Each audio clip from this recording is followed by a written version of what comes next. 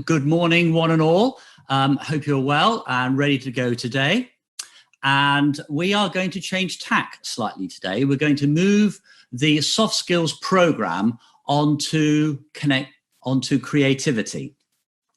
But before we do that, I will just quickly review the recall questions from the quiz yesterday, which I think you'll find hopefully were fairly straightforward, but equally all of them are designed just to reinforce those key learning points when you're having difficult conversations. So the first one, active listening. Active listening is important because it promotes good engagement. Yep, and that's absolutely true. And we discussed those techniques for active listening. And I think we have another question on that a little bit later.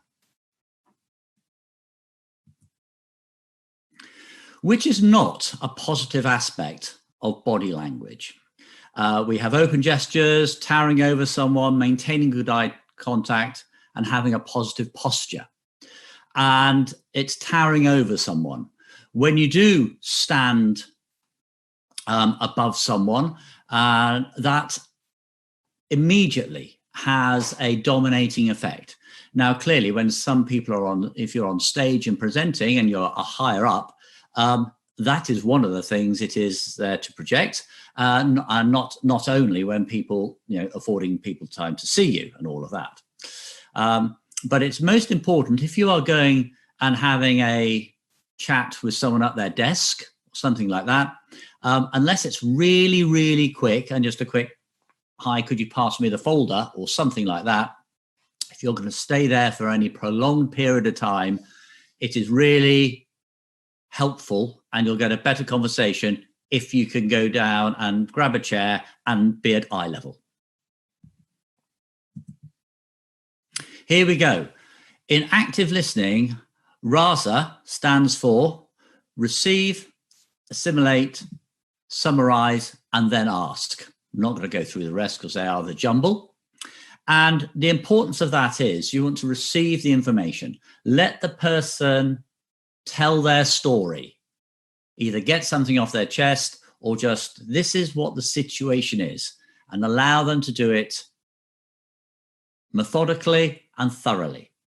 And that gives you time then to assimilate that information and start to work out from your perspective, because you will be coming in from a different angle and you will have, you'll probably be aware of other requirements and other pressures which are going on in the work.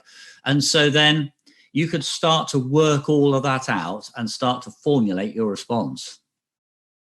But before you do that, you need to just summarize back. What I understand is this, and that has a confirmatory thing in your mind, and it also confirms to the person you're speaking to that they've understood, that their message has got across.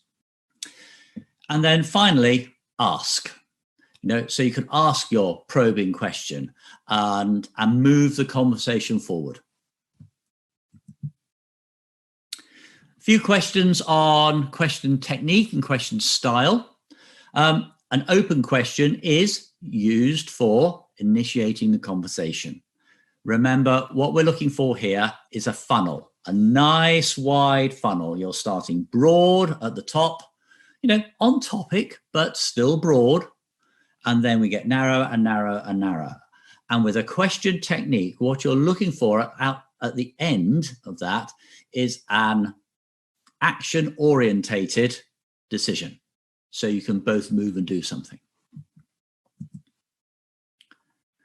What is the ideal outcome when having a challenging conversation? Well, that's going to be a win-win. I think it was pretty obvious. You really do need both parties to come away feeling something has been achieved, even if the conversation is on a sensitive matter. Going back to the last video I showed yesterday, where the lady Amanda was being interviewed by her manager. That was a win-win situation. The manager had to comply with policy and she had to be clear.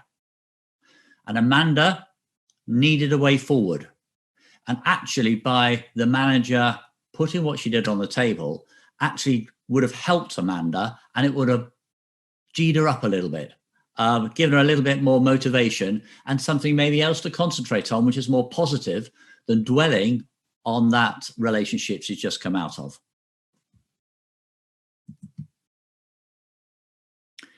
So what type of question is this? Thank you for coming in. What's on your mind? Okay, another nice open question. It allows someone who, they may just come through the door. And this is one of the themes on some of the questions, actually. How do I cope with something when I don't know the agenda? Well, start with something like this. As a manager and a leader, you need to be able to be flexible enough to put what you're down, to stop what you're doing, put it to the side. And if someone comes in and says, actually, Charles, I've got a bit of a problem here, you're going to say, thank you for coming in. What's on your mind? It'll set the tone, it'll get them relaxed, and it will get them talking.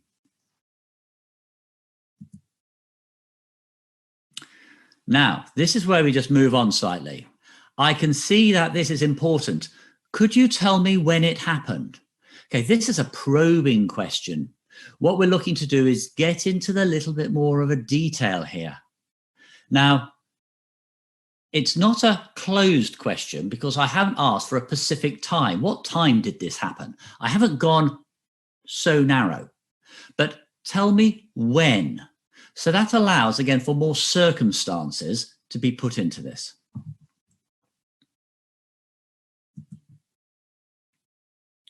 Well, obviously, you should have done that, shouldn't you? Crikey me. That's a leading question. Okay. And it'll probably be said in those sort of tones as well, which are really not helpful. That is quite patronizing, and it's also putting the other person down. If you take the view that nobody, or very, very, very few people, turn up to work to do a bad job, we need to start looking at the positives. We need to start to be able to raise people and have a quality dialogue. And by pressing someone to say, well, obviously you should have done that, should you? You shouldn't have done that, should you?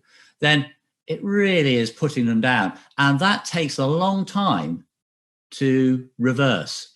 And it's in that relationship that they have with you as a leader, which is important.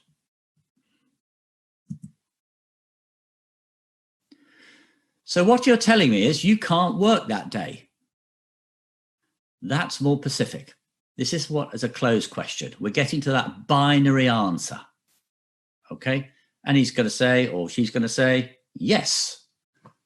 And then that puts the emphasis onto you to then do a follow-up. So there is a place for closed questions, but I think it's very much dependent upon the tone and how they are set and how it is said. And you could say that in a much more effective way is, so what you're telling me is that on Thursday, you can't work. Is that correct? So again, it's all about phraseology and thinking about what you'll be saying. And the final question is, when having a challenging conversation, it's important that you resolve every single issue there is there and then. That's false. Problems, as I mentioned over the last couple of days, they're complicated. And if it's complicated, there's going to be lots of factors in there. And it is pretty much, or probably quite unrealistic to be able to say, well, we're going to solve everything. And, with a magic wand or whatever it happens to be, and the problem will go away. It's not going to be the case. You need to be thinking of breaking down those problems and dealing with what you feel you can deal with.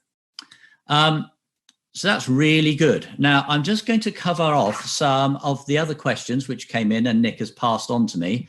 And again, all variations on this theme, actually, which is really nice. So the first one, I'm going to lead on to this.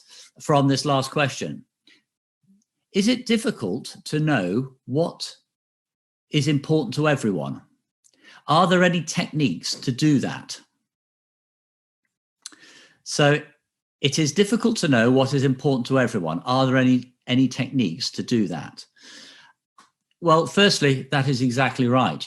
You cannot solve everybody's problems. And in that way, don't try. You have to be able to deal and distill and extrapolate all of the key points. That's a leadership responsibility. And so when someone comes in with a challenge and an issue, it could be technical, it could be in a communication area, you need to ask them, well, where do you feel is the problem? And ask them to give you the clues, because you can't assume everything all the time. And if you assume everything all the time, you'll get into the leading question space, which I don't want you to go in. Always ask and then reflect. And that's why RASA is a really, really good technique, and active listening is so important. Some occasions we can't achieve a win-win situation. How can I end that conversation without the other person being mad that they've won nothing? Well, you need to start to think and bring quite early on into that conversation the clear objectives. And you might want to ask the question, what would you like to achieve out of this conversation? And if they say, well, I don't know, I this or I that, that then, after a little pause and giving them time to think, is your opportunity to say, well, you're arriving late. Everyone is expected to arrive back for lunch at 1:30 or whatever. And we need to work towards a solution and agree how this can be achieved with yourself. And I can only do that if you tell me what you would like and how I can help you. So again, as a leader, you are formulating that question and asking them to, you're helping to solve it, but you're helping to solve it with language, which is inviting them to put something on the table, which you then can work with. And the final one is, if we can't come up with a solution at that time period, how do we close the conversation for the time being without appearing to be steering away from the problem? Well, firstly, it will be a good practice here to set expectations on the time frame, saying, well, we've got 30 minutes here. It's going to be quite a complex conversation. We might not be able to complete this, but let's see if we can get to this point. And again, bring the objectives in. What objective would we like to achieve here? And then again, you can take a time check halfway through, 2/3 of the way through. How is the conversation going? And if you know, because you'll think, well, are we going to get there? And if the answer is a little bit 50-50, you can then interject and you could say, well, look, we've covered a lot of ground already and it's gone really well. I think, we've only got 10 minutes left. Let's see where we can get 10 minutes. Could we get to this point here? And then let's reschedule. Let's get something in the diary, maybe for the afternoon, maybe in a couple of days, depending on the circumstances. But again, you're taking the initiative and inviting the person to agree to keep it moving forward. So hopefully that is a nice little recap and just bringing together some of the key questions and giving you a little bit more advice on how to handle those sorts of conversations.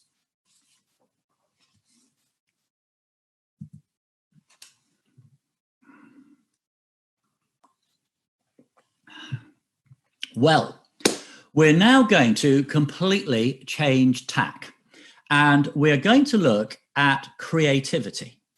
We're also going to understand problem solving. We're going to look at linking creativity with problem solving, and then some creativity tools, and also some creativity in practice, or practicing creativity. And I'm going to approach this on two levels, because from organizational psychology, creativity is a core aspect of business. But equally, creativity is very much a human function as well. And so I'm going to look at both of those. And then at the end, we're going to bring that all together. And I hope you'll find it quite interesting and again, quite fascinating. Now, as we're looking at creativity today, I'm going to throw you a little challenge. You're invited during today's class to think of a new, creative and original idea and post it in the chat. And we're not after reams and reams here. In a sentence, what are you going to solve and how are you going to do it?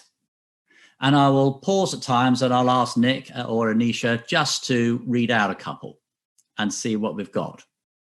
Now, I know you're all studying and reading probably various engineering topics and all of that sort of stuff. And so what I want you to do, I don't want you to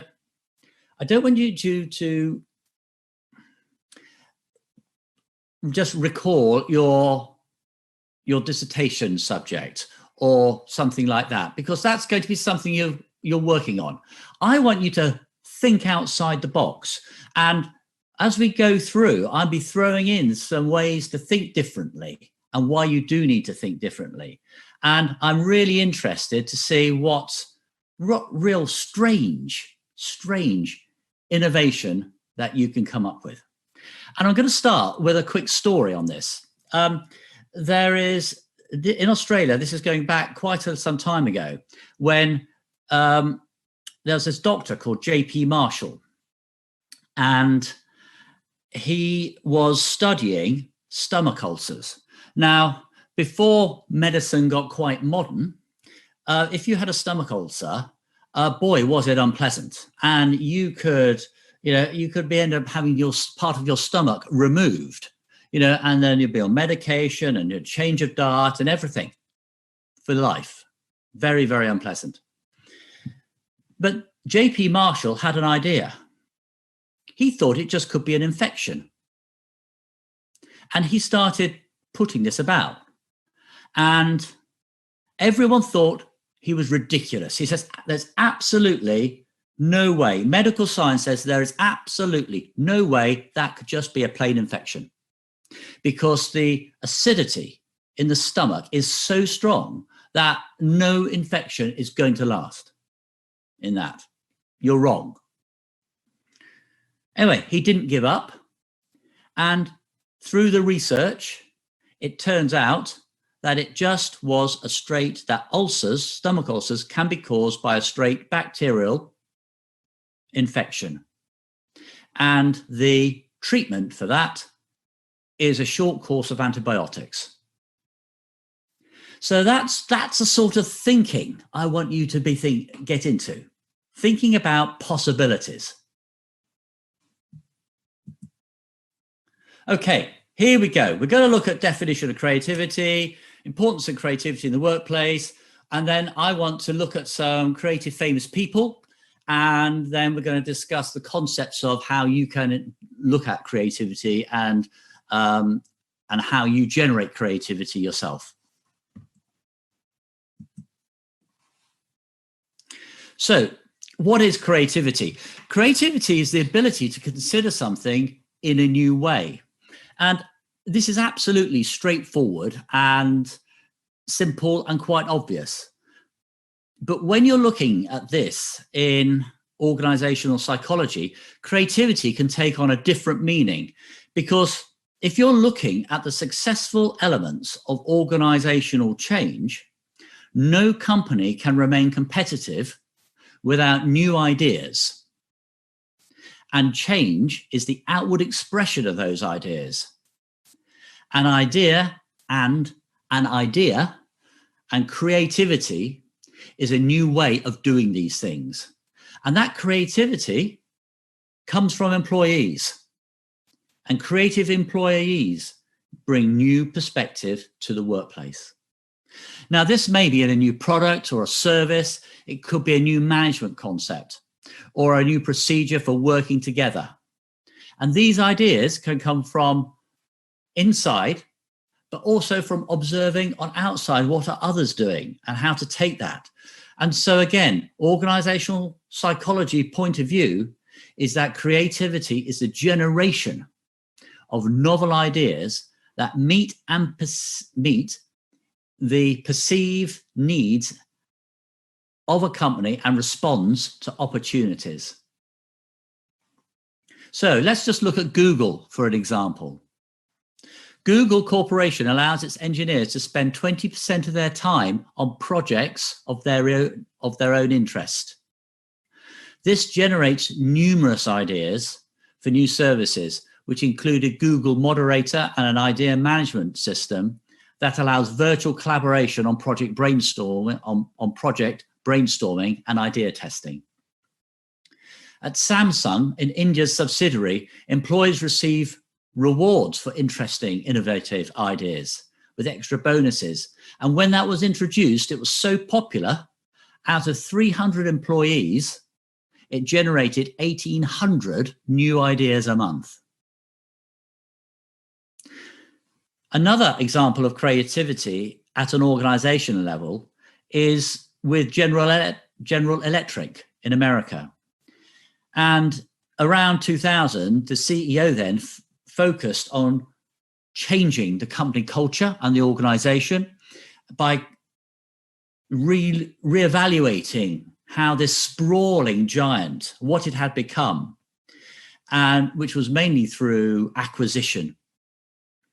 And he rejigged the creativity and the research effort and implemented a company-wide focus on learning and sharing ideas, which called for constant reinvention to generate more growth from internal operations. And GE today is one of the most innovative companies and is also at the forefront of green technology. So just keeping with this corporate theme a little longer, a recent bit of thinking has refined the idea of organic versus mechanistic structures with respect to innovation creation. An organization structure may generate innovative ideas, but it's not necessarily the most effective structure for implementing those ideas. In other words, initiation and the utilization of change are different types of process and require different skill sets. So characteristics such as decentralization and employee freedom are conducive to generating change. But if you have that throughout the whole company, then that's very difficult to implement. You need something a little bit more rigorous and process orientated. Therefore, as you go through your studies and you go into companies, just bear that in mind. You've got a great idea and you can work on it, but there's another step change in getting that into real life and into production. So one way of this is using what they call an ambidextrous approach, and that is to incorporate structures and management that are appropriate to both the creation and the implementation of something together in that same organic process. But you have to make a conscious effort to do that. And an example of that is Nissan, the Japanese car maker. And Nissan in 2007 opened a new innovation facility and designed it to bring together the R&D teams from around the company, and also engineers from workshops around the world much more together. And so they could work more closely together and collaboratively. And the center was physically designed to encourage not only cross-functional collaboration, but also to involve these external engineers and visiting academics and researchers in the process. And they were seconded to the center for a period of time, and were very much involved in that nuts and bolts. So when the innovation came up, the engineers then could have a look at it and go, well, actually, maybe I need to do this, or what about that? Or you need to think about this. Now, the whole center is physically designed with an open concept, with collaboration rooms, which can hold up to 200 people. You can get an unobstructed view of one of the floors of the testing going on from the pit lane for vehicles on the first floor. So they have rising platforms. And since 2016, this plant has been solely focused on 4 priorities, which is electric vehicles, driving, self-driving cars, the safety of them, and reducing emissions. So I just wanted to spend some time on that space, because we're now going to move into creativity as creativity in the person, but it has a direct connection with how it is done in the business space, which is something you need to be aware of. Okay, let's move on to some creative people.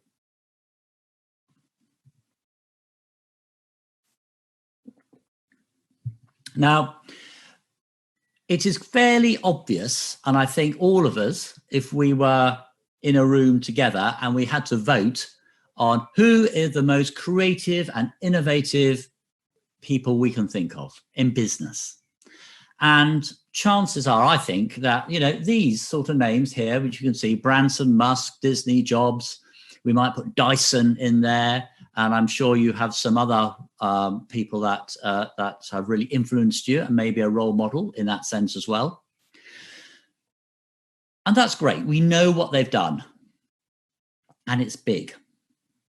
But I want to go a level down, because I think the level down is much more interesting, because the reality is at that level, these are just figureheads, and they are doing they are pulling the levers, but you know, a lot of the work is delegated down. I want to go into that delegated down area, and I want to highlight here 4 individuals which I found when I was doing some research for this presentation from an online magazine called Fast Company. And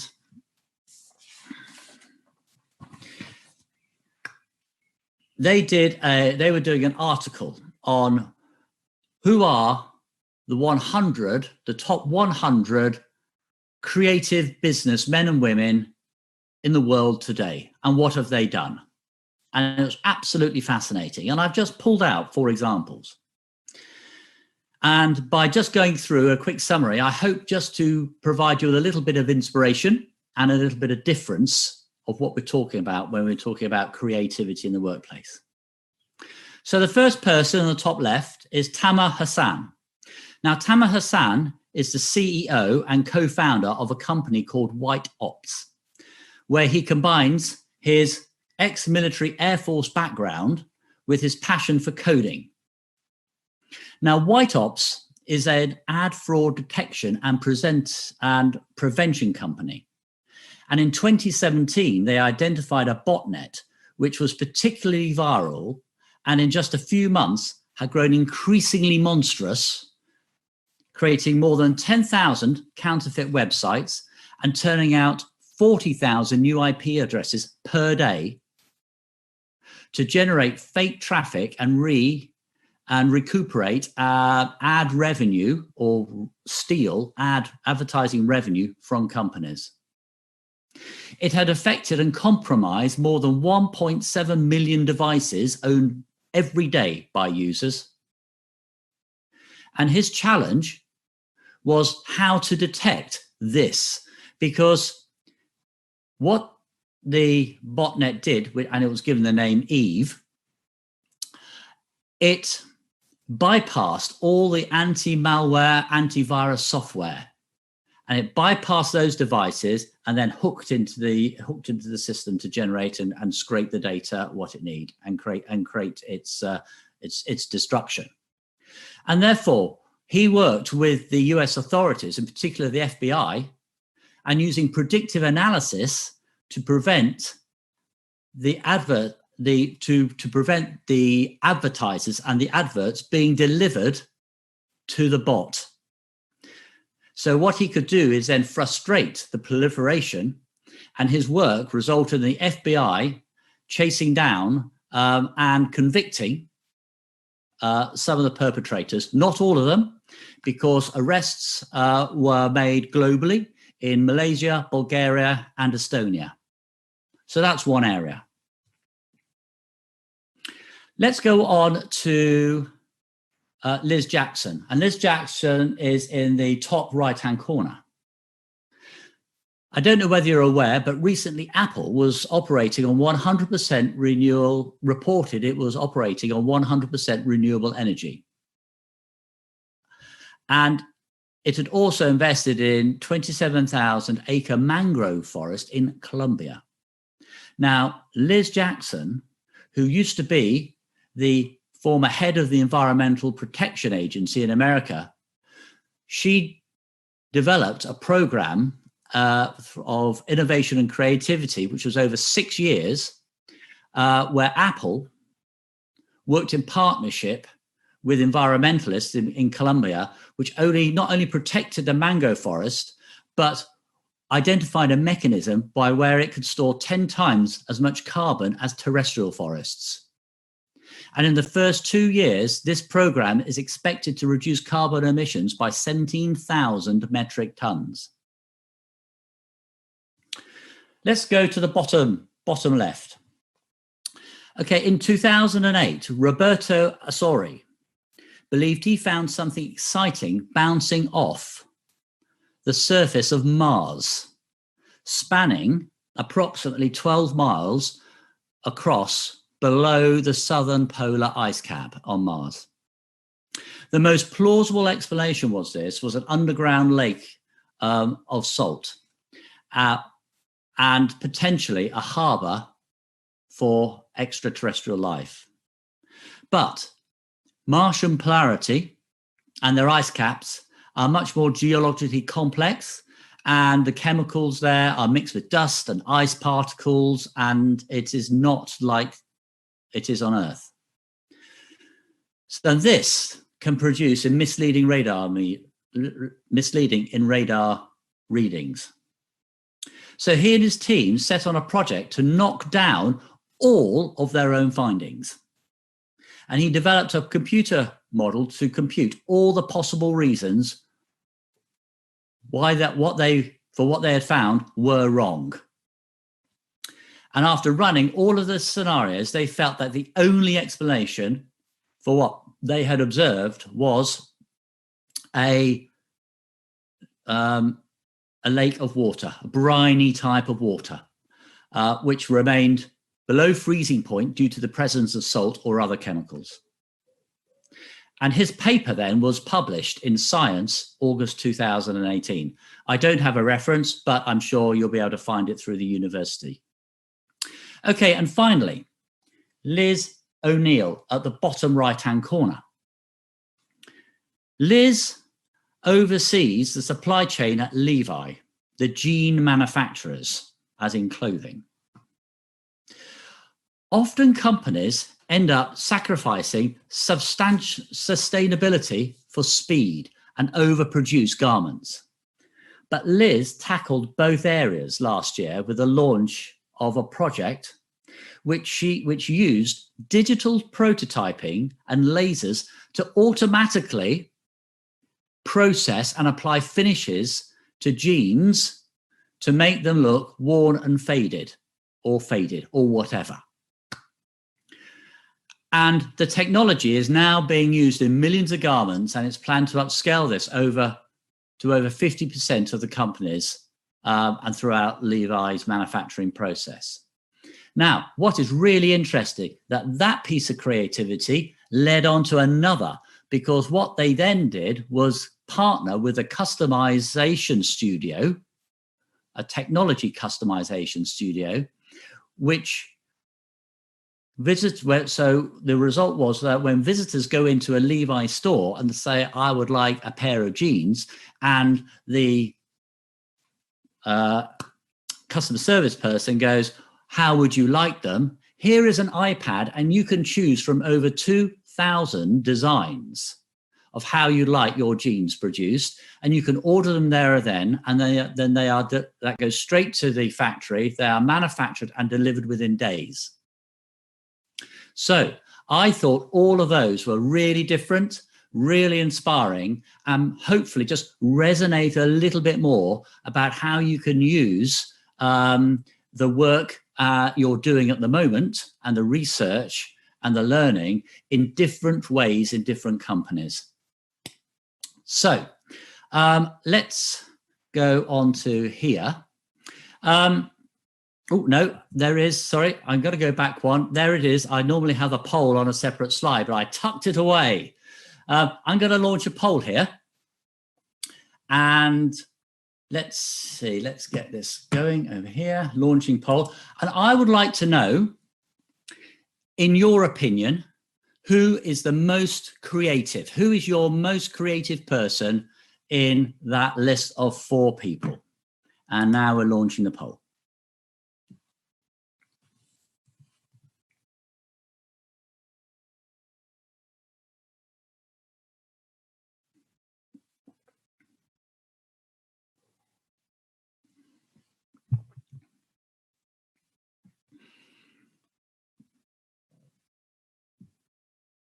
Yeah, we're having a clear front runner on the races, which is good, and everyone else is fairly equal. But it's really interesting. I'm going to run it for a little longer. We're doing really well with the poll rate so far, with the count.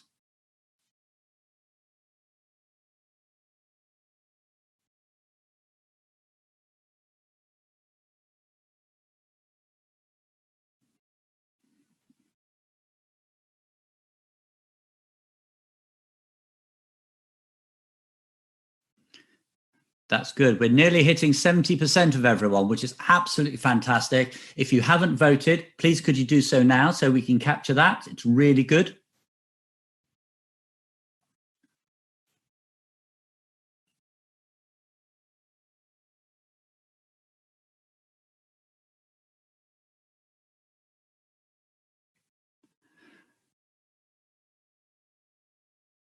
Okay, it is now starting to slow down. I'm going to hold the poll in just a few seconds. I'm going to give it another 15 seconds to run, and then I will share the results with you. Really very interesting.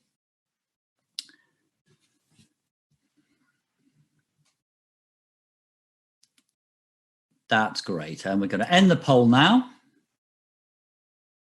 and sharing the results.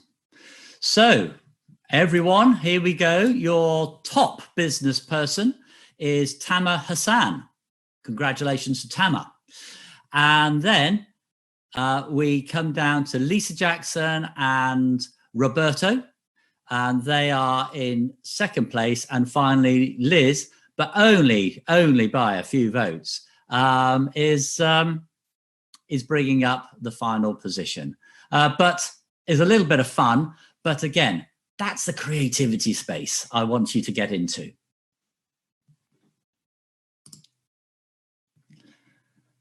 Okay, let's do that.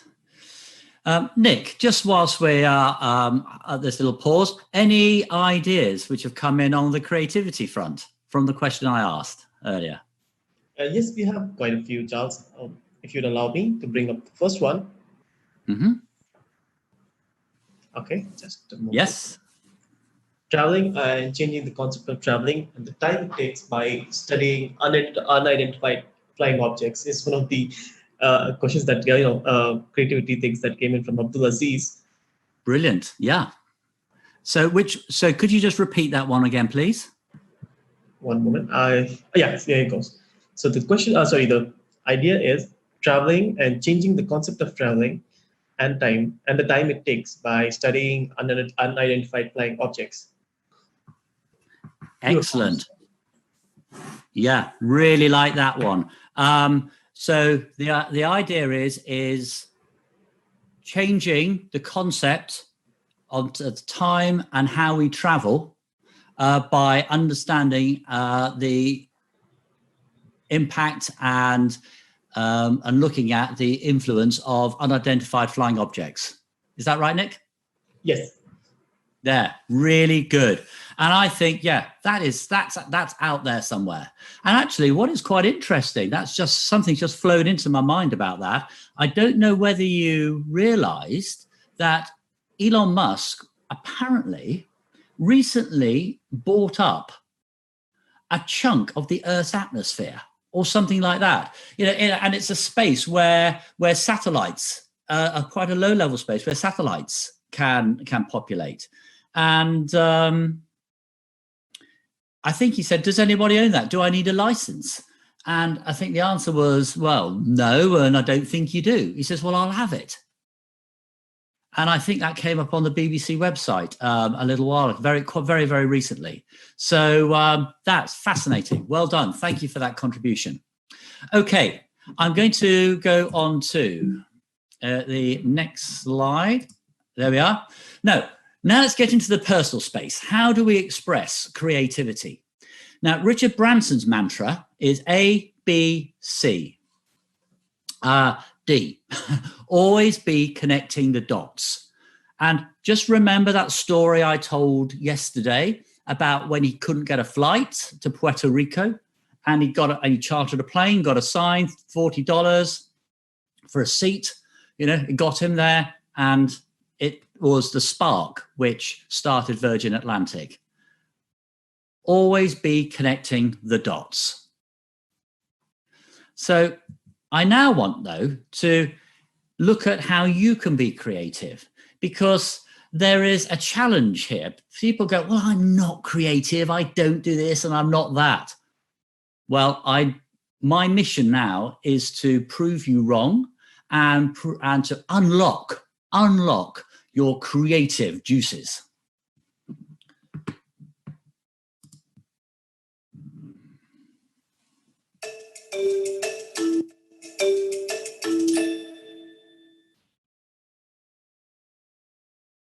We say that everybody is creative, and I think that's absolutely true, but we don't always think of ourselves as creative people. I'm not an artist. I can't draw pictures. I am not a great dancer. But if you constantly say, I am not, you kind of get in this way of thinking that, wow, I really am not creative. But the truth of the matter is, every single day, we are all making decisions that rely on creativity and improvisation, whether it's cooking a quick meal at home or whether it's fixing something, tinkering around with the electronics to figure out, how do I get this wire to go here? We all are doing this every single day, and that's creativity. It's coming up with a new idea, a new way of doing things that maybe is not written in the instruction manual, or you haven't been taught, but you kind of figure out along the way. And that's the fun of creativity, is just to take that same way of thinking and just doing it in an entirely different context, whether it's at work or at home or wherever you may be.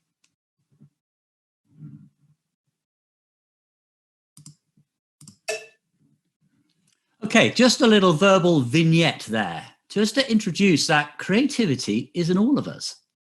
We all have our own creative ability. And what we have found is that the more training you have and the more diverse the training, the greater the potential for creative output is. And when you're looking at creativity, quantity equals quality. And that's why it is a different process. If you're manufacturing, quantity may not equal quality. and we have Lean Six Sigma, etc., for all of that. But in idea generation, you need quantity, and that's what's equal quality. As research has shown that the longer the list you produce, the higher quality idea the final solution will be. And beliefs that only certain people are creative diminishes creativity, just like that gentleman from Disney said. And you create excellence. Creative excellence is determined by opportunities, encouragement, training, motivation, and practice, practice, practice. And even fail, fail, fail until you think, yes, this is done. I've got this. Now, something little hobby I'm just going to share with you. I haven't got a picture of it. I probably should have done. I recently purchased a 21-foot yacht, which is a lovely offshore little coastal sailing yacht.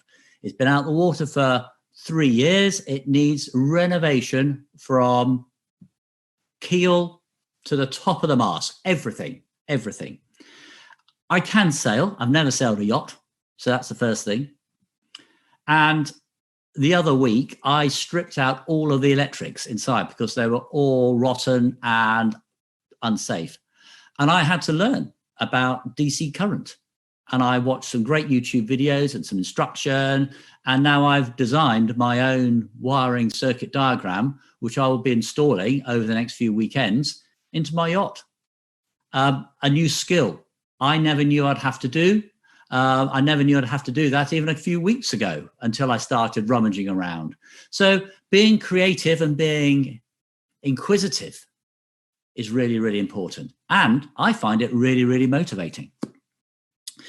Now, in the publication Psychology Today, which was, and I'm going back now a little while, in 1996, Dr. Robert Epstein said that behavior is generative. Like the surface of a fast-flowing river, it's an inherently continuous novel. Okay, behavior flows. It never stops changing. And novel behavior is generated continuously. And it is only labeled creative when someone special adds value to the community. So generativity is the basic process that drives all of those behaviors we label to become creative. And actually, creative success happens only when someone tells you to stop being mad. That's a mad idea. That will never get passed. But you persist because you know you can see that possibility. And that's the type of thinking. So let's go back to our chap in Disney. And again, just another quick vignette on his ideas on how you can promote creativity.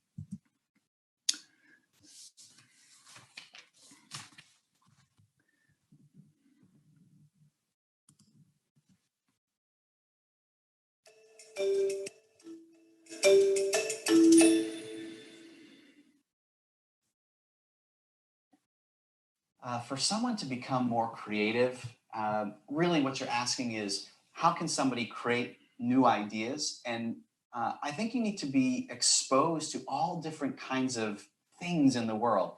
Listen to different kinds of music, attend different kinds of performances, read different kinds of books, magazines, watch funny videos online, different things, because the more that you see, the more you realize that there's bigger potential out there, and you start to think bigger and bigger and bigger, and the ideas get better and better and better. So if your worldview is only what you see here, it's much tougher to stretch that imagination. But if you start to see all this, then it just gets bigger beyond that. So just experience everything you can in life, whether it's travel, whether it's food, just see what's out there, and then the ideas will just start to come.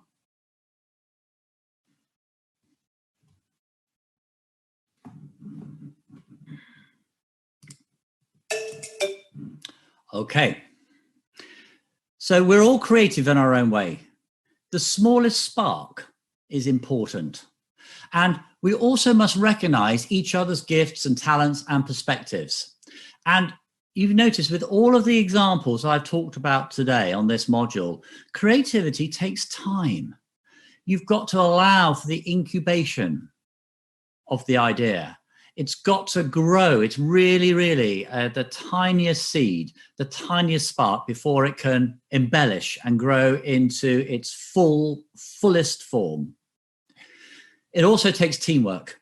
And that's what something else I want to remember. All of these great people who have done these amazing things do rely on a creative team, and it's that joint effort. And it's the diversity of that team, which is a subject of tomorrow, which is also important to creativity. But the reward is very, very special. And you know when you've done something and you say, yeah, that's good. Even something as simple as repairing a puncture on a bicycle tire for the first time. I can do that. That is being creative. Okay, we're going to press on. But before I do, Nick, any other ideas come through? Hello, Charles. I see that there is a response from Abdullah. He says, an idea is a case where you can put your phone when you sleep, which blocks the harmful waves that comes from the phone. But with some kind of wire, people can still call you so that you don't miss an important call and still stop the harmful waves. Yeah, it's that. Just yeah. Anisha, thank you. That's really great. Abdullah, great idea. And why I think that's a really great idea is that if we're looking at executive performance, there is a lot of research now done on sleep and quality of sleep. And it's really important that if you're a high-level performer that you do achieve that. But a lot of people sleep with their phone next to them and all of those radio waves and everything.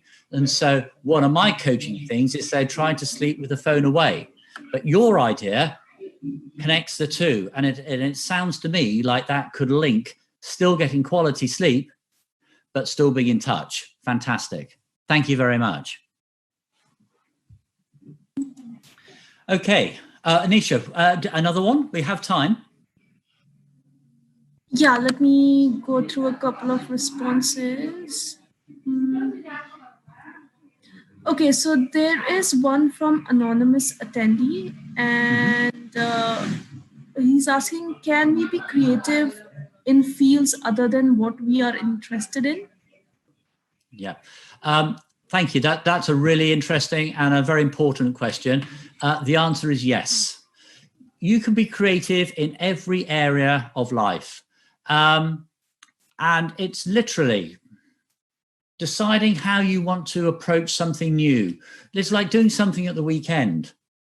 You say, this weekend, I'm going to do something completely different. Firstly, that is a creative idea. I'm going to do something different. And then push yourself to learn something new and do that. And you'll find that, just as that gentleman from Disney said, enrich yourself with new ideas, and then you will become creative in so many areas. Because you'll become the ideas person and taking something in from yesterday, asking great questions. Always ask a question, and you'll become that font of knowledge. And you'll find that creativity will spark off in every aspect of what you do. It's really good. So thank you. Going to look at module 7 now, understanding the problem.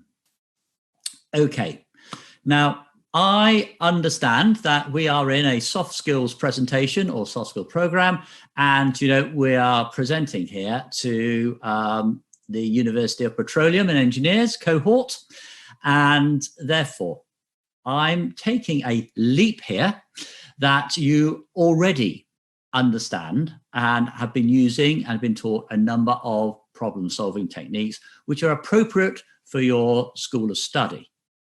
So with that, though, there are some key points which are on the syllabus which I want to emphasize and bring out. And actually, I would hope I've got a couple of little tricks up my sleeve which I might surprise you on as well. So let's see how we go. So what are problems? A problem is the difference between the actual situation and the desired situation. And we're looking really at 4 basic steps here. And that's defining the problem, generating alternatives, evaluating and selecting alternatives, and implementing solutions. Now, there are a number of common tools which you can use for these. But what the challenge though here is that with this is that if you are a scientist, then you're taught with logic, hypotheses, and those sort of things. Because you've got A, you've got B, they collide, and you need a solution.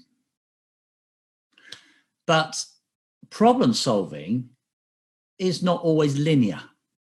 And we're going to look at not only approaches to prevent or to mitigate and stop that linearity, but also what's going on in your mind as well, just so you can keep a check on yourself to say, no, we don't need to think like this. I need to go in a different direction.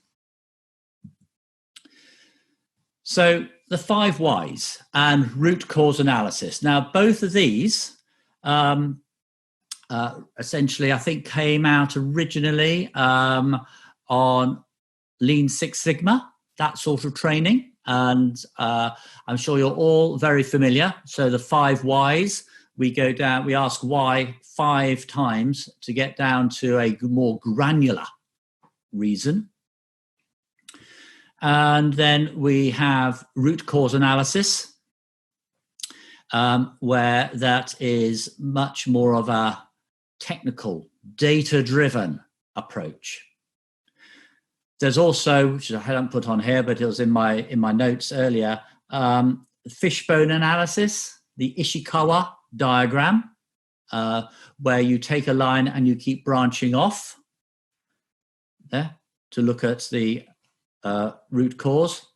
And also FEMA, failure effects mode analysis, I believe it is. Again, another very technical orientated engineering route. So, and I'm sure that you have studied those and have got those in a lot more detail, which I certainly cannot cover in this sort of presentation. However, you may not have heard of CATWO. And you're probably scratching your head and thinking, what on earth that is. So CATWO, this helps in business analysis and decision making. And it's an acronym which stands for customers, actors, transformation processes, and worldwide owners and environmental constraints. And so if you have a business challenge and you start to look at it from all of these 6 angles, and you want to look at solutions which affect, and your solution needs to affect and apply to all of those angles, the customers, actors, transformation processes, worldwide owners, and environmental constraints, because it's one thing coming up with a very neat and tidy engineering solution, but to make it fit for purpose, you need a broader set of competencies around it and thinking. Here's something else. The Vroom-Yetton normative decision model. Now, this is about deciding how to decide, which may seem, why do I need a model to do that? Well, actually, there are lots of decisions you need to make in a typical week. But when there's a social impact and a wider environmental impact amongst the organization, deciding how to decide in which direction is a fundamental importance of a manager stroke team. So if you're leading in an innovation team, you are certainly going to have to put a lot of thought in earlier on deciding how to decide. And this is the model, a really good model, which you can use. And how it works is, firstly, you ask yourself, is the quality of the decision important? Yes or no? Okay. If it's no, you can stay at that space. Okay. Or if it's yes, then you can go, right, what's the next level? Is team commitment decision to the important? And you could say, well, actually, yes, it is, on this occasion. And then you go down another level. Do you have enough information to make on your own? And essentially, you're asking these questions. And whilst you're doing it, you could actually just scratch on a piece of paper, I'm here. Do I need this? Do I need that? Do I? And you go down asking these questions. Is the problem well structured? If it is not, you have to go back up a level. If you decide by yourself, will the team support it? That's a good question. If the answer is no, you have to go back up a level. Ask if the problem's well structured. Do you have enough information? Does the team share the organizational goals? Another good question. And is conflict likely over this decision? Because if you make a decision and then at the team meeting announce, this is what we're going to do, and they go, not happy with that, boss, then the emphasis comes back on you to rethink and provide something on the table which is going to satisfy. Back to our difficult conversation space we've been working on over the last 2 days. So as you can see, this is a really interesting model, and there's lots of information on the internet. Just Google Vroom Yeton normative decision, and you'll be able to take that forward. Very simple, high-level device, and actually one of the best things, and I couldn't put it on here because there's clearly a copyright on it, but there's some good images, and it's much more helpful to have those images. The Kepner-Trago matrix. Ooh, that's slightly different as well. This was new to me when I was doing the research, and I found this particularly interesting. So this is a method which you can use when you need to reduce bias and manage risk in a project, and it helps you get a good decision. And it's not just a model which you could take and then just kick around in half an hour. This is a detailed, thorough, rigorous, methodical application approach to decision making. And significant breakthroughs can be achieved through this. One area, well, firstly, you look at the situation and then you break it down into problem analysis, decision analysis, and potential problem analysis. Because what research has found that when you register a problem, the actual problem has been manifesting for some time, and the problem doesn't materialize in a linear approach. Yeah, it is much more variable and much more complex than that. So you need an appropriate tool to deal with that. And to help you with this, I have found, of course, I have an association through some study I did with Liverpool University. I went back and I got an article off their library, which deals specifically with the Kepner-Trago decision analysis tool. And what I'm going to do is send you the link via the team, and it will appear in your Prism portals. And I'm sure through your university library, you'll be able to access the same article. I'll give you the full citation. But at a high level, if I just focus on the abstract here, The Kepner-Trago decision analysis is a logical-based tool that has been used by AstraZeneca to prioritize the investigation of alternative routes to drug candidates. And the paper describes how the tool can be used in route selection work. And there are subsequent papers discussing the application of AstraZeneca's projects.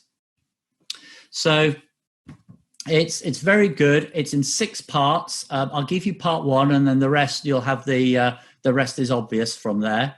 And it talks about stating the decision. What is the intended result of the decision? How you develop the objectives. How do you classify objectives into musts and wants? How do you weigh up the wants? How do you generate alternatives? How do you screen those alternatives? And how do you compare alternatives against the wants? So a really detailed and thorough decision-making tool. So that's something I think you'll find very interesting, and you'll be able to look that up over the next few days, I'm sure. Okay, it's poll time. Here we go. So let's just get the poll up on the screen. Here we are, poll.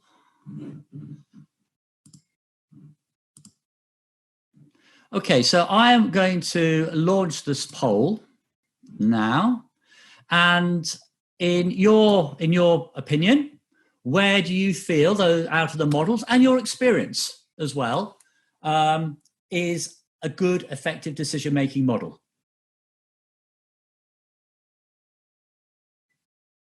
I have a feeling, and this when I was putting this poll together, that depending upon the subjects you're reading will influence the results.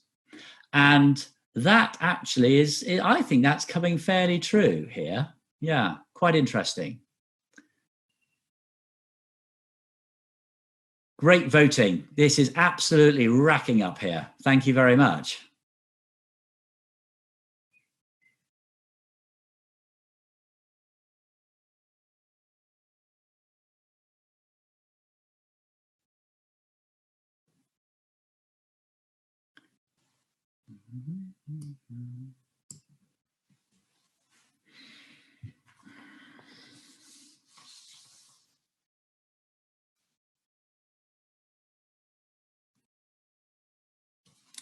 So yeah, whilst you're just finishing off the voting, I just thought you might be interested. I'll just read out the conclusion here.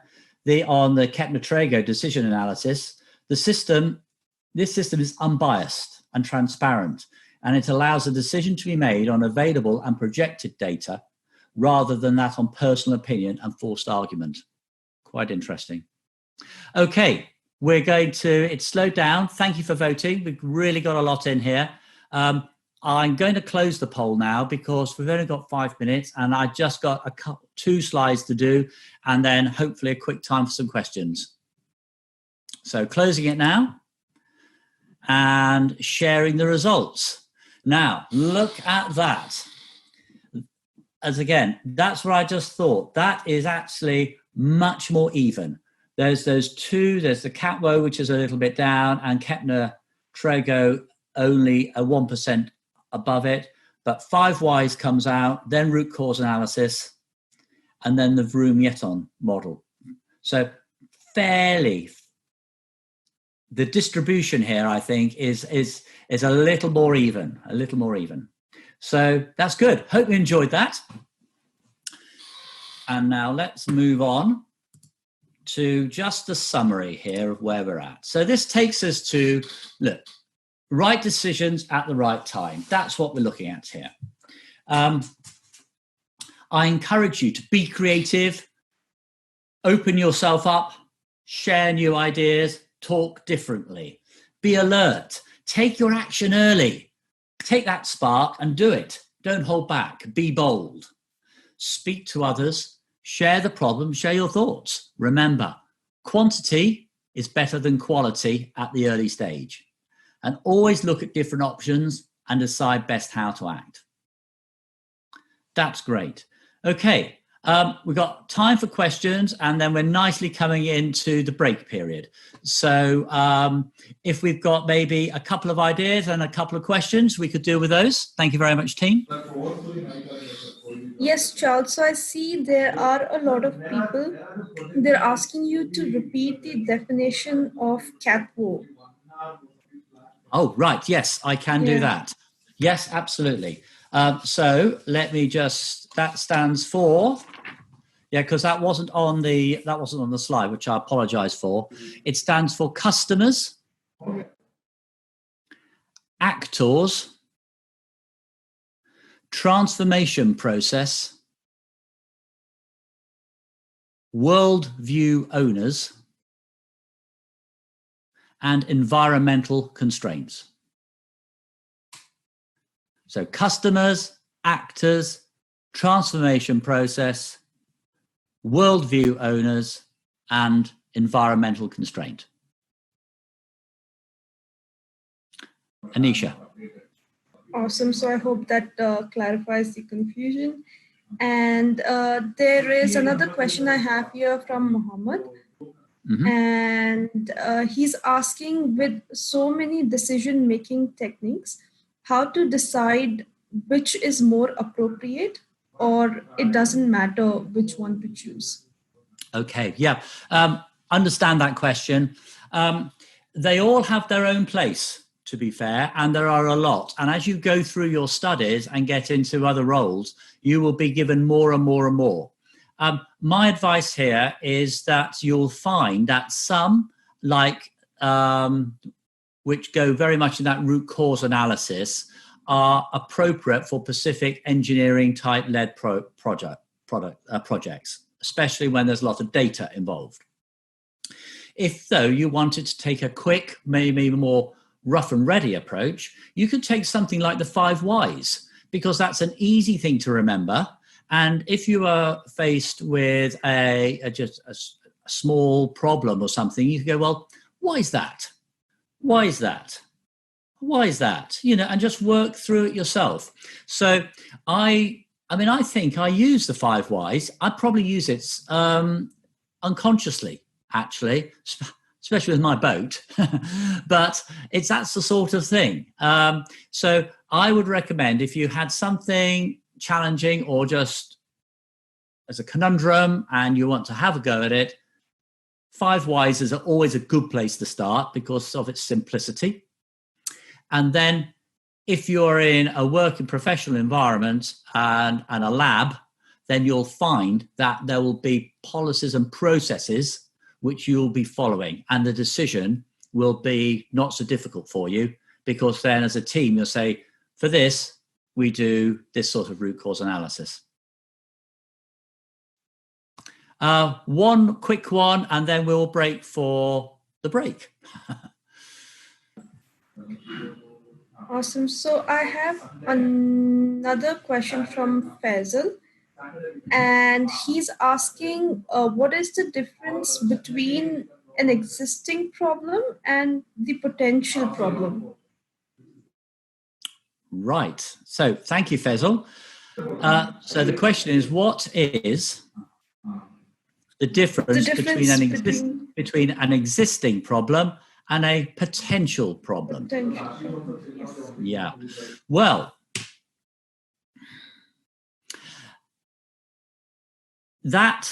okay. Yeah, I can see where you're going. So the easy one is an existing problem. That is clear. It is there on your desk, and that's what you're trying to solve. But a potential problem is not as clear cut. It is, let's say, more foggy. I would use the word more nebulous. You can't really grab it.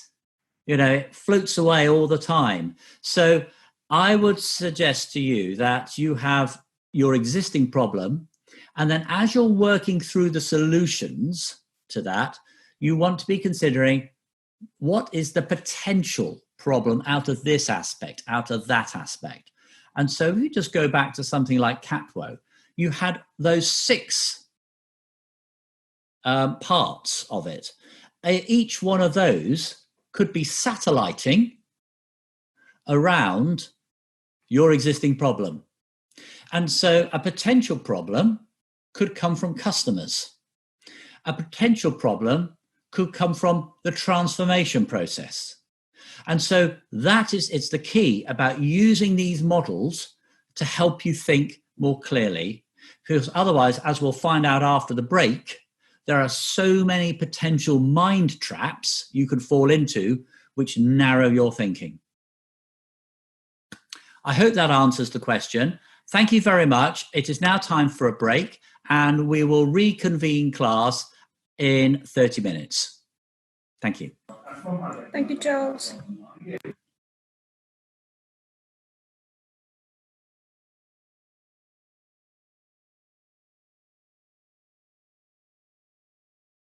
Welcome back to part 2 of our creativity module. And I just want to bring back, just to return to one of the questions, actually, as we closed the first session of today. And that was, how do I know when to use the right tool and that sort of thing in decision making? Well, when you get into an organization, you'll find that these projects which you're in have a project management framework overlaid on the whole piece, end-to-end program. And part of this program, this is just the first module of this, introducing you to many new concepts and things. Next week, you're going into more business skills, and then it develops from there. So you'll be introduced to more concepts as well, which will help you decide what to use and also take you down different directions. So what I'm essentially saying here is that you're not on your own. So don't worry that you have to come up with, oh, it's got to be this or it's got to be that. And that sounds all very complicated and all of that sort of thing. It'll be part of a team, and you'll have a framework and a structure. So that's on that. Before we go into module 8, Anisha, Nick, any great ideas on creativity? What people have been coming up with, please? Let me quickly have a check.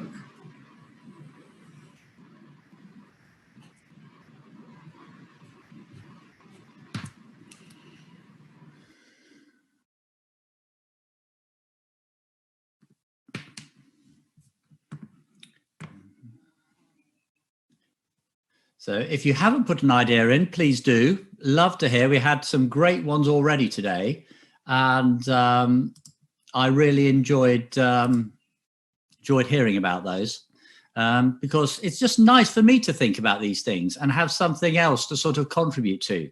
As again, it's all part of that sharing ideas and all about wanting to push the boundaries further and thinking what could be possible here. So, Anisha, Nick, anything from that, or shall I just crack on? Charles, I see there are a couple of questions. I don't see any ideas that were shared recently, so I'm just scrolling through the responses that we have received. Okay. Well, if you wanted, what we'll do, we will just park those, if you just make a note of those questions, and we'll come to them halfway through once we've just done module 8. And if there are any ideas, that'd be great to hear for those at the same time. Okay? Lovely. Absolutely. Right, everyone. Module 8, here we go. What we're now going to look to do is link creativity with problem solving.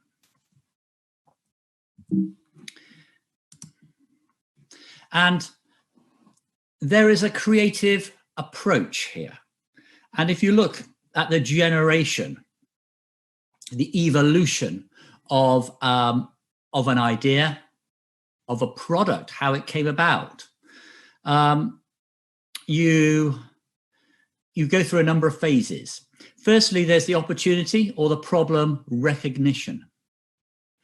Then there is that immersion, and the immersion, it just absorbs you. It really goes in, and you can think of nothing else about that. And that is probably one of the most creative parts. And that's where quantity wins over quality. Then you get insight. Then you get incubation. Now, incubation is important because you need to give yourself time for the idea to float around in your head. Now, if we go back to day 1 and day 2, again, let's just connect this with our reactive and our logical centers. How do we think about ideas? Well, the first thing is that we have that spark of creativity, that motivation, and that's coming from an emotional center inside you. Yeah, you like that, you see that, and so you're motivated to action. And then you start thinking about it. Your logical mind starts to take over, and you go, yeah, what if we did it like this? And then a few days later, you say, I'm doing it like that. Oh, but there's this now, there's that now. So that's where creativity needs incubation.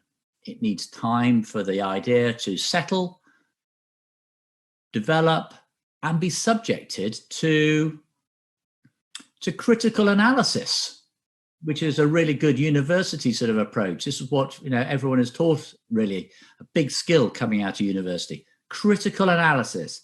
How can I develop this much more effectively? And then after that incubation, you get that insight. You get that shining light, that vision. Yes, I can now see this is where it is going to go. And then finally, you get a verification and application stage. And with the verification, you're just thinking, yes, everything that we've done here works towards this. And the voices which have contributed says, yeah, we're good with this. This is going to work. And then you can actually get the application of that idea. So that's the sort of flow, that generation, that evolution of the creative approach. But I indicated before the break, we do need to be careful because we have to manage ourselves.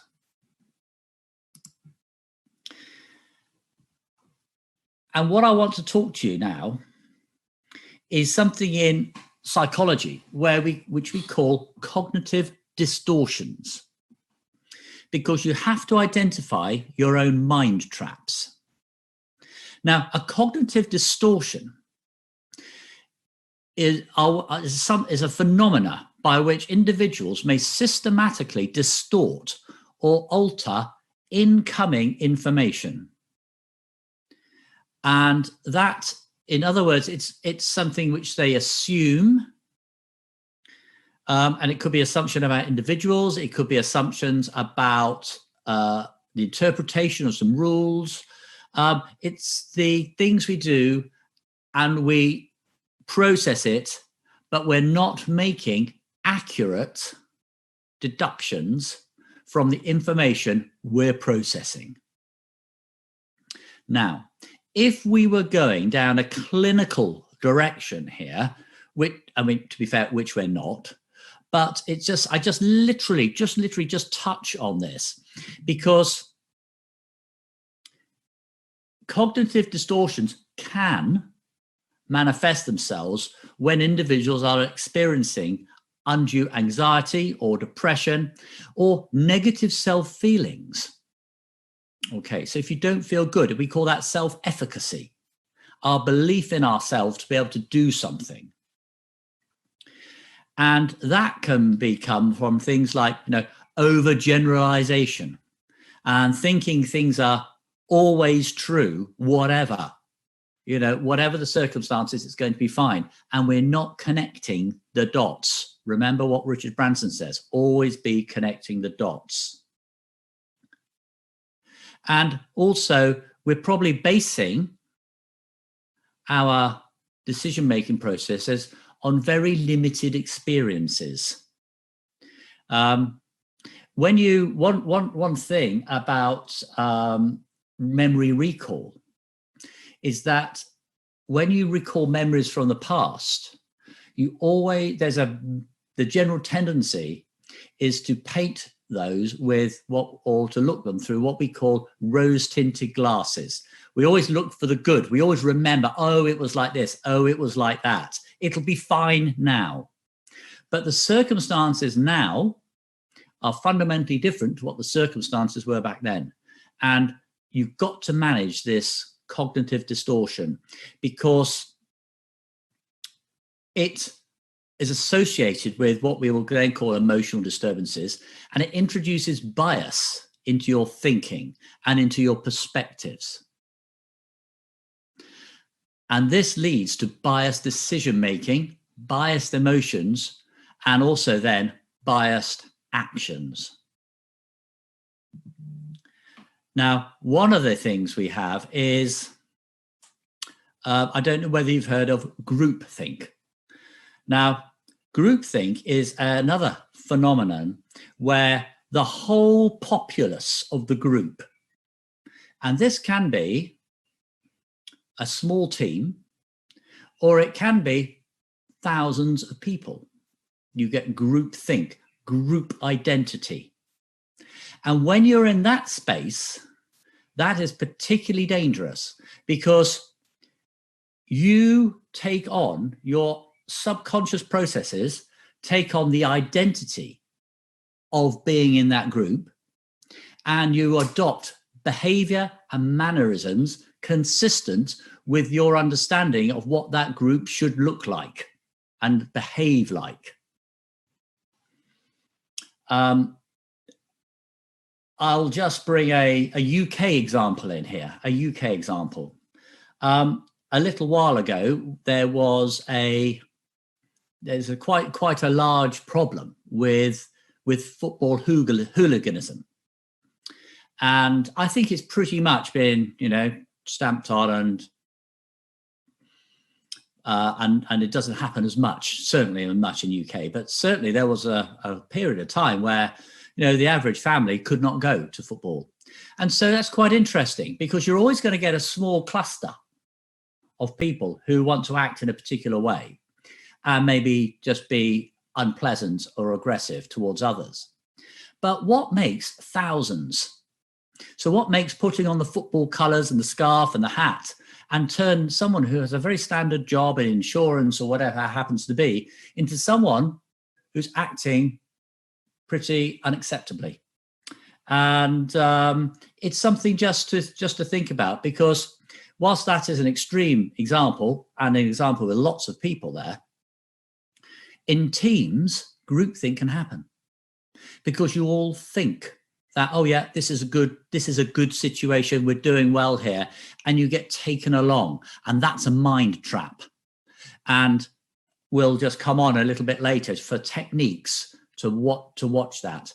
And governments fall foul of this. It's really, really big. And it's taken very, very seriously at the corporate level because it's now a phenomenon which is understood. So what have we got here? We've got some unhelpful types of thinking to watch out for.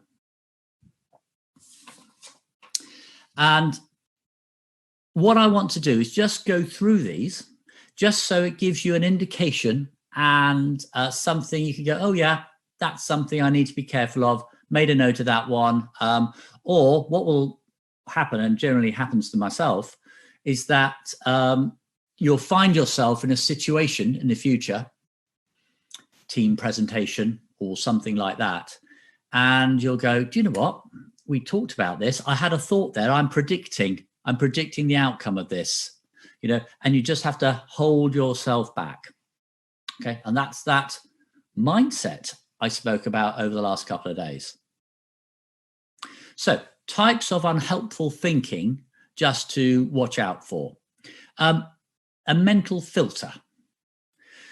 This is where we only notice what the brain allows us to notice, because what we're doing, we're dismissing anything which doesn't fit. So it's back to that cognitive dissonance again, and those cognitive distortions. If it doesn't fit, not interested. It's like looking at a problem through dark sunglasses.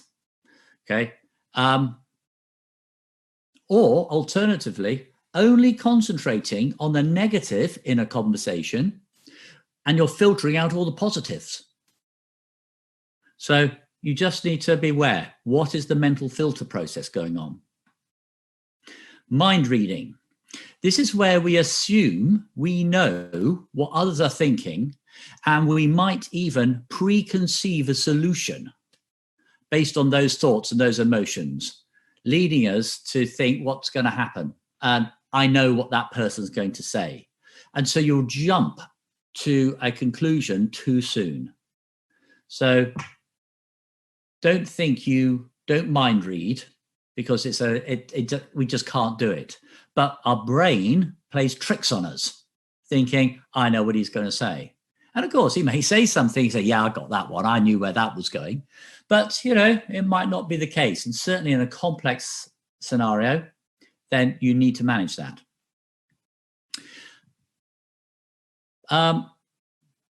Prediction. Don't predict what people might want as well. I mentioned yesterday, you can never predict fully the outcome of a situation. You have to balance judgments, and you have to find that common ground, and you have to negotiate. And if you always predict, you get yourself into that mindset of thinking, well, I'm always right. And if I'm always right, therefore it's always going to be like this. And you are blocking your eyes and your ears off for new opportunities. Compare and despair. Just a nice little thing there. Why? This is when you only see the good and the positive aspects in others, or you compare yourself negatively against them. And it's not balanced. So you see someone and you think, they always come up with this and it's great and it's this. And then you look at yourself and think, well, I can't do that. And then you go into a despair mode and you reduce your self-efficacy. You reduce your belief and your creativity powers, which we all have, to be able to go and put yourself forward. It's about that being self-critical. And being self-critical, you put yourself down. Okay. And I see that all often. And in one way, there is a human disposition to be doing this. We are always self-critical, a little bit self-effacing, and just go, well, yes, I know, but I don't really do it like this, and I don't like that. And yeah, I'm not good at that and stuff. Unhealthy thinking, really unhealthy thinking.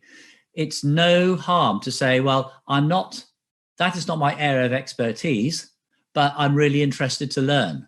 That is a much more proactive and positive way. And so that nicely brings us on to the shoulds and the musts. If you're continually saying, I should do this, I must do this, you are setting yourself unreal expectations. If you set that bar so high every single time, then you will always struggle to reach it. And then you will move into what we call ever decreasing circles. Instead of moving outwards, you keep moving inwards. Okay. And you're constricting your thinking.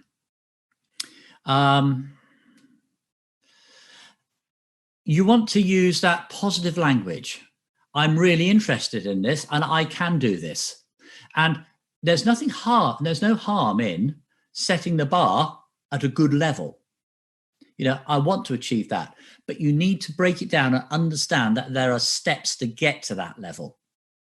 Because if you don't set yourself clear objectives and goals, which are achievable, then don't be surprised if you actually fall short.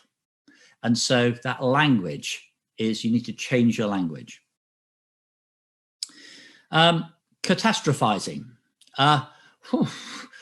Don't look for the massive big bang disaster out of things. Things are never that bad. Okay, I've been in a number of situations. I mentioned I think in day one, we had a big exercise and when I was in the army, and there was a traffic accident, and yeah, it really, really wasn't good. And I was in that space. I was catastrophizing. I couldn't get it out of my mind. I was taking too much on myself, and I didn't step back. And you need to do that. And so it's really that is a very common type of unhelpful thinking, especially when the situation isn't going as well as you think it should do. Emotional reasoning, and that's developing that catastrophizing theme there. Just don't over emotionalize your thinking, because that's when you get into the extreme parts of your reactive center, which really goes wild. Remember, your reactive center sees things in black and white. And so if it sees a problem, it could fly off the handle and go, oh, it's a massive problem. We can't do this. We can't do that. And you start to put up too many mental barriers. Emotional reasoning is about reconnecting with that logic. Let's really look at this objectively and calmly. And that's where we get into mountains and molehills. We all exaggerate the risk of danger or the negatives, and we generally minimize the odds of how things are most likely to turn out, and we miss the positives. So don't turn things into mountains and molehills. Just keep it balanced. And finally, evaluations and judgments. We all make judgments about events, about ourselves, and the world around without actually looking for the evidence. So don't make sweeping evaluations and judgments. Why did someone act like this? Oh, it's because of this, this, and this. Well, you weren't there. So look for evidence. Be sure of yourself. So those are just nice 10. There are loads more, by the way, and I could have gone on for an awful long time, which I'm sure wouldn't have been helpful. But those are unhelpful ways of thinking just to watch out for. Okay. There is a part of this module which talks about, which wants us to talk about the left and the right brain. And I'm going to return to this quite briefly with a little bit more brain analysis. And that is discussion on, the research on the left and the right brain, because clearly we have those two hemispheres on our sides of the brain, and they actually,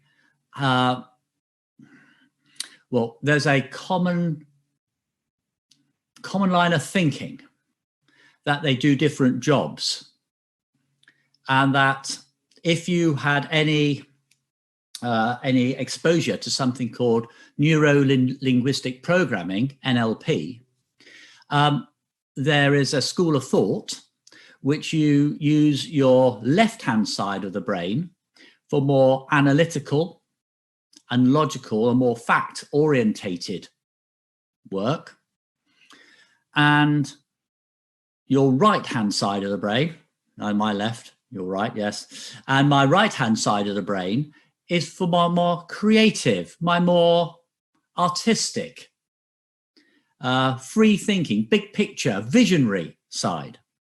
And therefore you should, when you're thinking, if you want to think in a particular way, you should use your right-hand side of the brain. And therefore, when you want to be logical, you should use your left-hand side.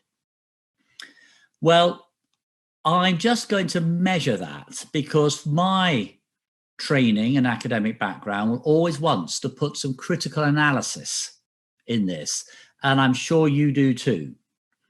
And there is a 2013 study which had a look at this, and I'm going to send you the link to that research paper as well, so you can have a look at that and read it for yourself. And that looked at 3D pictures of MRI scanned 1,000 people's brains. living people's brains. I just clarify that. And the results show that, and actually a person, when they're doing things, uses both sides of their brain at once. There is no particular, and I'm a little bit wary and cautious here because it's a very short course and it's a short bullet, so I am moderating this, but there's no particular side of the brain which, or proof or evidence which indicates that you only use your right-hand side of the brain when you are thinking creatively, or you're only using your left-hand side when you're thinking logically. However, it is more evenly distributed than that. But there are some key functions which do differ, and that's what I thought I would just like to share with you. So when we talked about emotion and that reactive center, and that's derived and controlled or originates from our limbic region and the amygdala, which is where all our emotions are stored and packed in there. A lot of emotional activity is or goes on in the right-hand side. Language generally is used in speech production in the left-hand side more than the right-hand side. And if someone is using sign language and visually based languages, that is also more dominant in the left hemisphere. However, and you may or may not know this, when we're talking at handedness, so I'm a right-handed person, right-handed person, and there will be some left-handed people, in the class today. You use your left-handed and right-handed people use their brains differently. So, for example, a left-handed person uses their right brain, their right hemisphere, for more manual tasks, and vice versa. So I just wanted to put a little critical analysis and balance on that. It's not that I couldn't say emphatically whether the research is right or wrong. And there'll be a lot of material and vast amounts of books, etc., written on actually your right brain is creative and your left brain is not. So it might be a good just guide, a yardstick to think, I want to be more creative. So I'd think it's my right brain, and if that helps, that helps. If it doesn't, it matters not. We can move on. So that's where I wanted to leave it. It's not wholly my area of expertise, and that's why I wanted to share a study with you so you could research and learn more about it yourselves.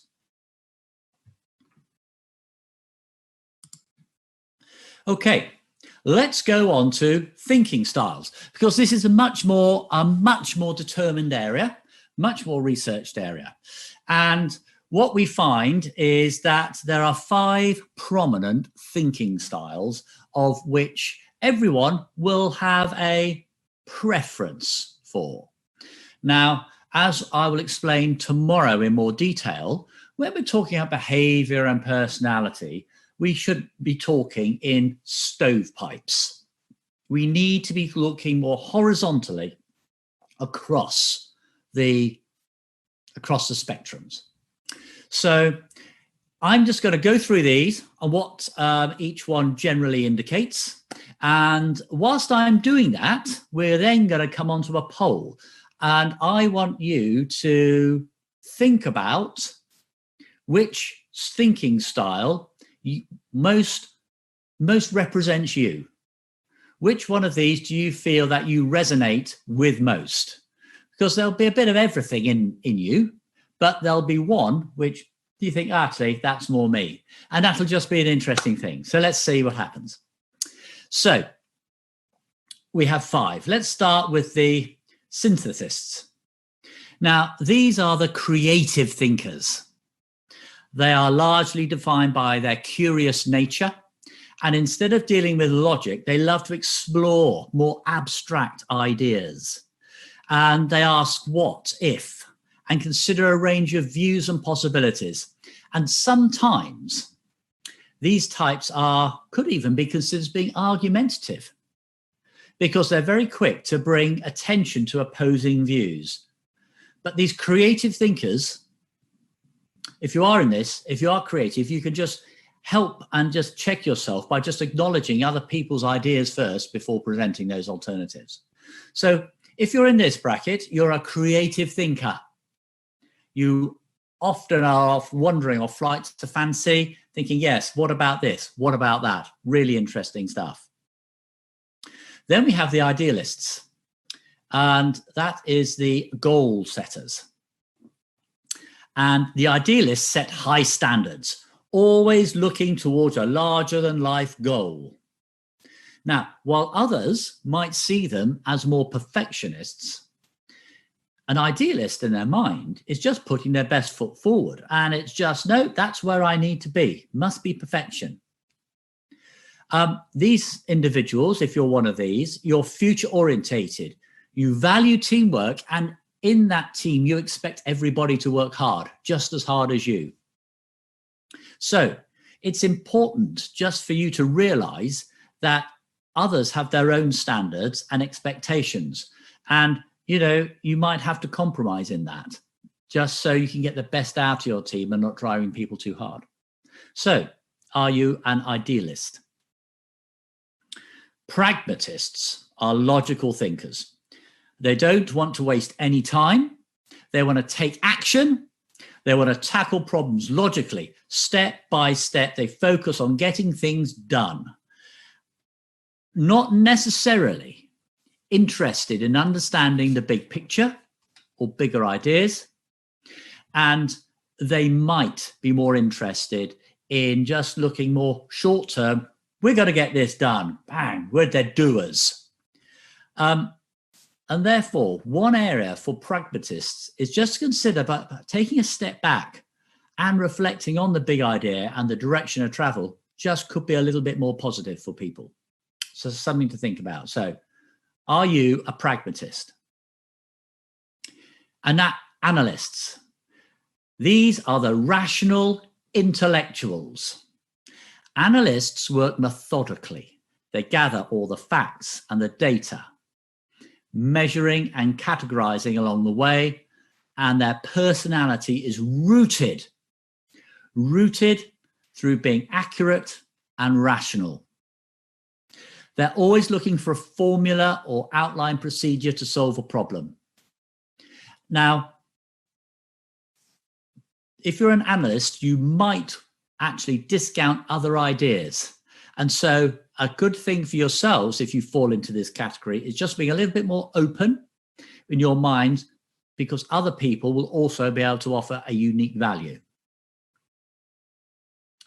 And finally, let's have a look at the realists.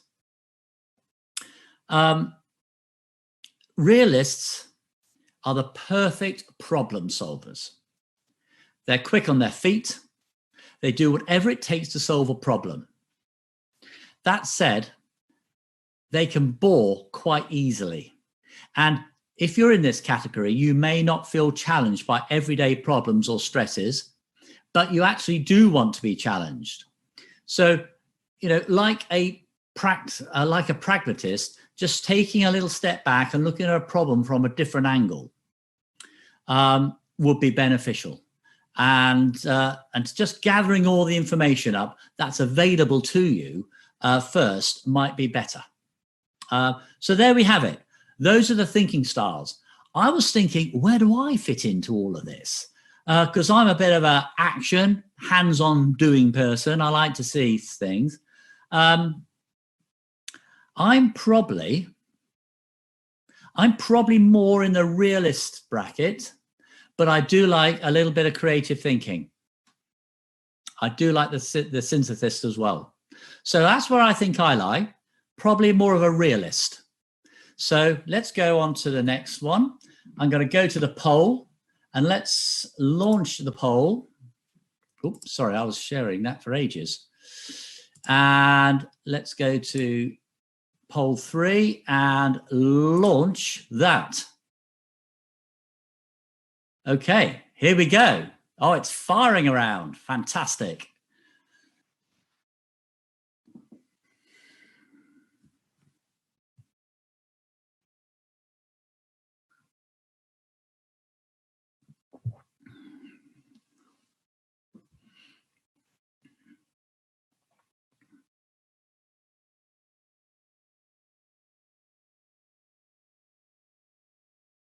Okay, this is coming good. Whilst we're running this, Nick, Anisha, is there any more creative ideas?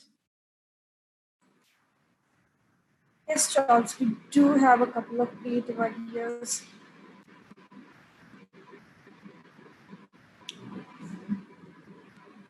Would you like me to read some out to you?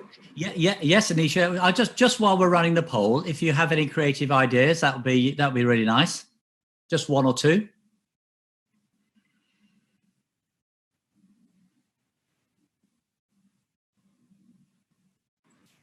Sure. So there is one from Muhab. He says, my idea is making a new type of car that doesn't involve any type of friction between its moving components, using magnetic fields to produce substantially economic cars in the future. So that's his idea. Okay, excellent. I'll just repeat that. That's fine. Thank you for that, Anisha. So Mohad, that was an amazing idea to produce a car with no friction between its moving parts. That's very, very nice. Do like that one. You might want to, I don't know if you've heard, there's a in engineering terms, that just reminded me, it doesn't have no friction, but there used to be a British motorbike manufacturer called Norton. And we know that pistons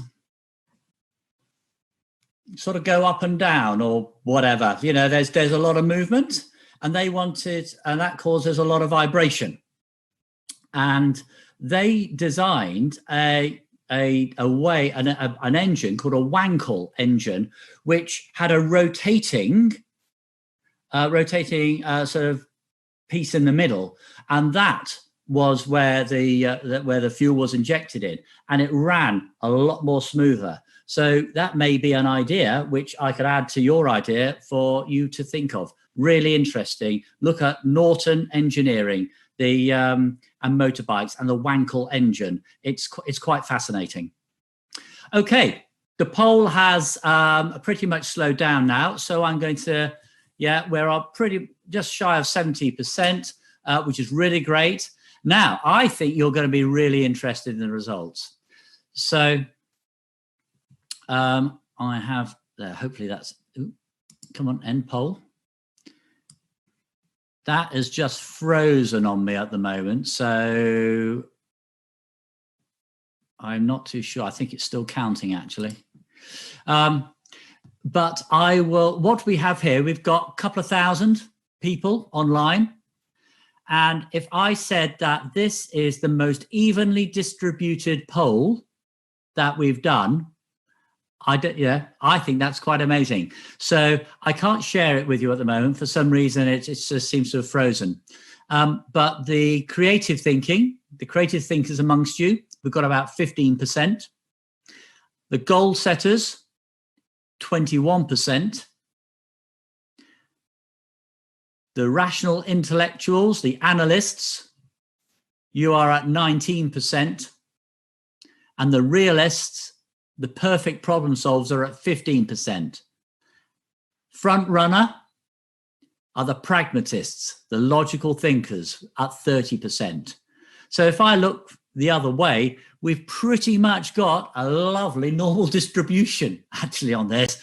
That's fantastic. And doesn't surprise me that the logical thinkers for this cohort, you're out in front. That's a lot of fun. Thank you for doing that. Okay, just to bring this topic now to a close, I want to introduce this concept for you, the concept of flow as another psychological concept. Now, it was identified by a psychologist called me. Oh, there we are. It's just come up. I think the system was just a little slow. I'll just share the results there with you.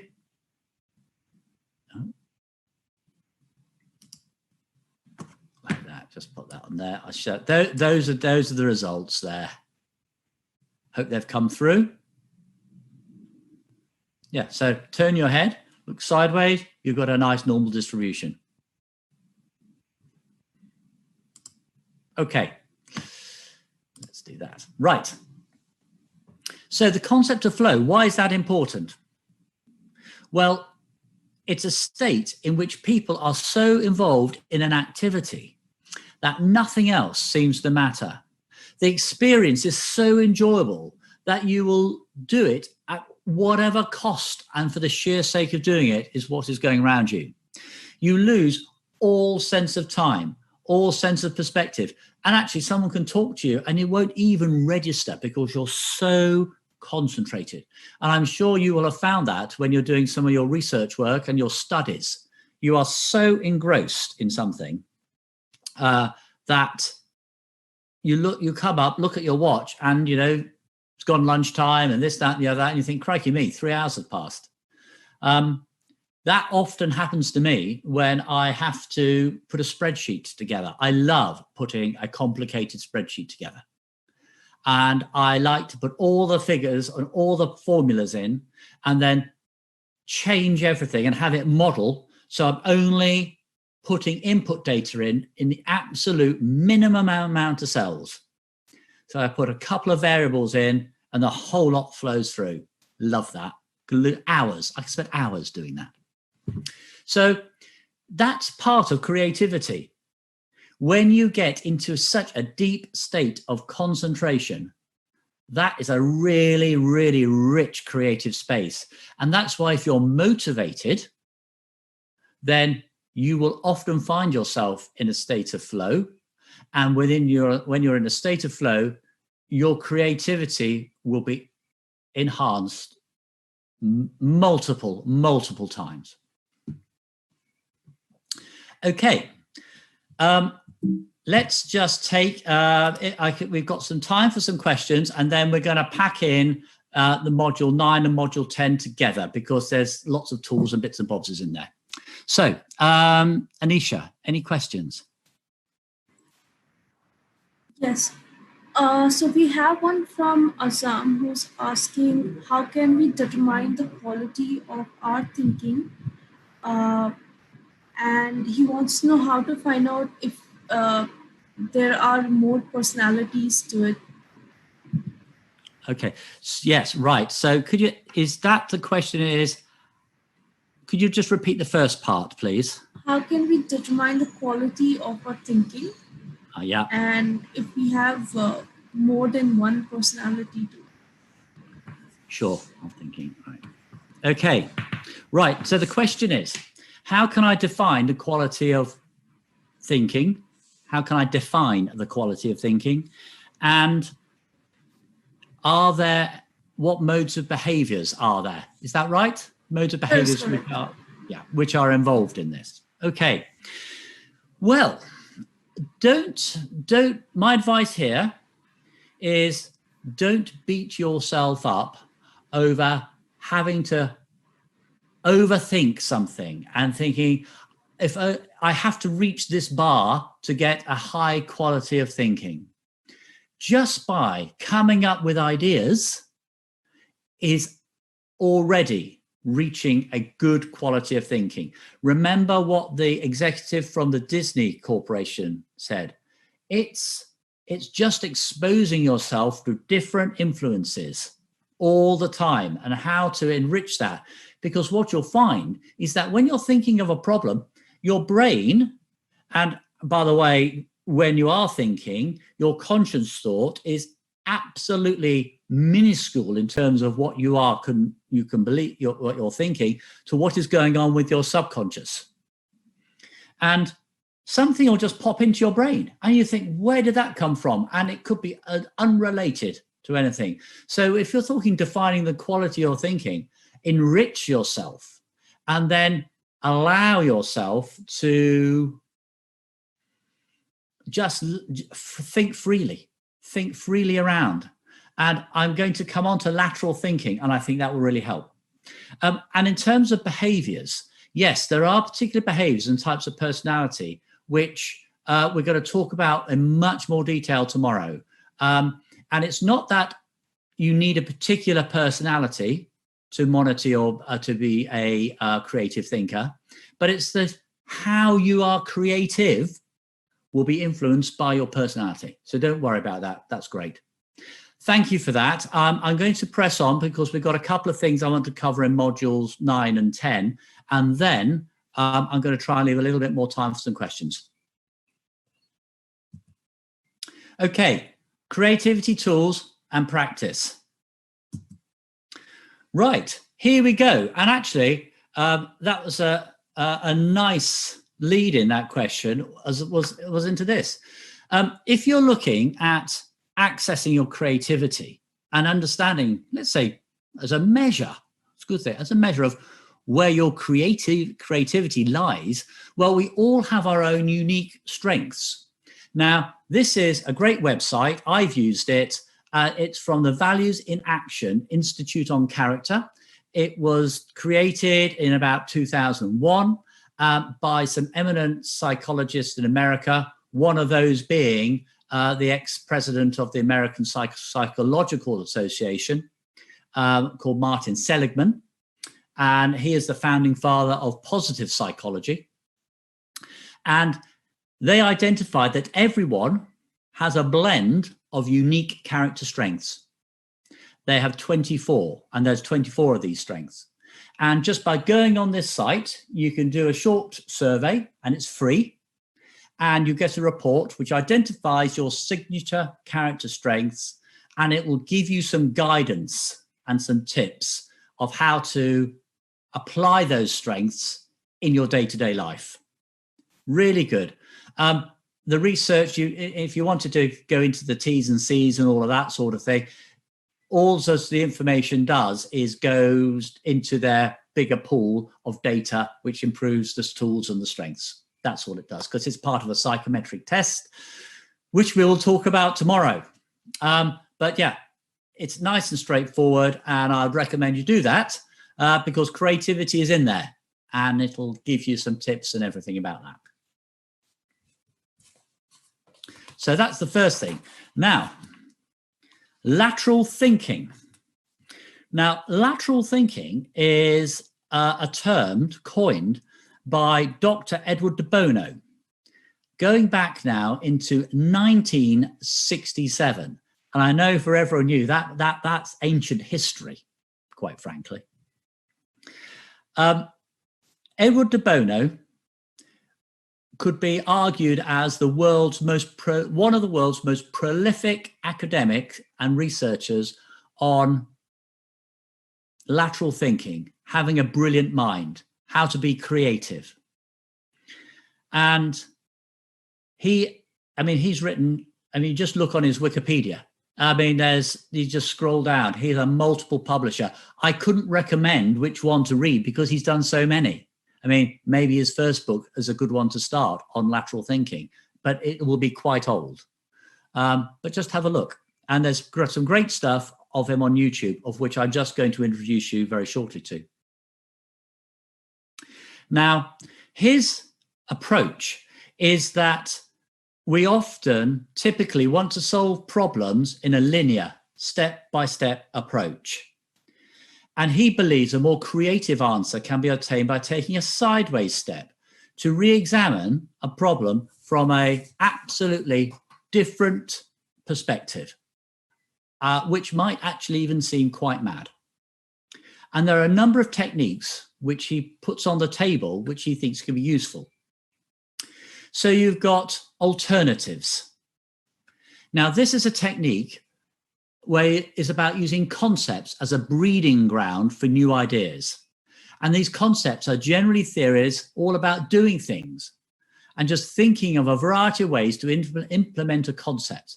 And I do mean the most ridiculous way to implement a concept as well, because that's part of that lateral thinking. Focus. This technique is about learning when and how to change your focus to improve your creative efforts. So you can learn to focus on errors maybe which other people haven't thought about. Learn to focus on other things which might lead to a breakthrough because you're simply the first person to pay attention.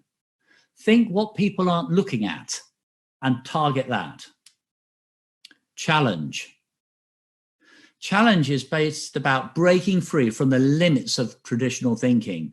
So go into it with a mindset that says, I'm not going to think like this. I'm going to think insanely, completely out the box. Random entry. This is about using unconnected input to open up new lines of thinking. And it draws your mind to find connections between seemingly unrelated events. Provocation and movement. Someone in the room, provoke. Push it. Say, no, I don't believe that. What about this? What about that? Move the idea around. Push it.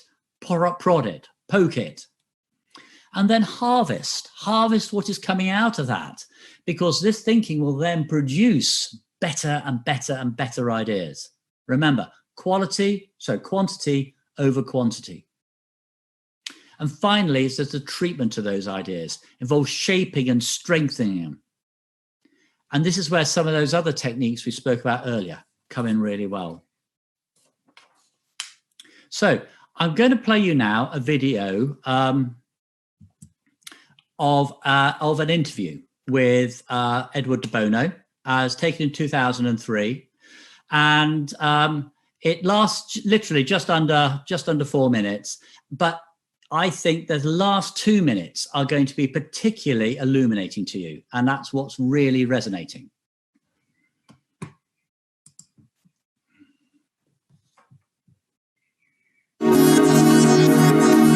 Bevo.com.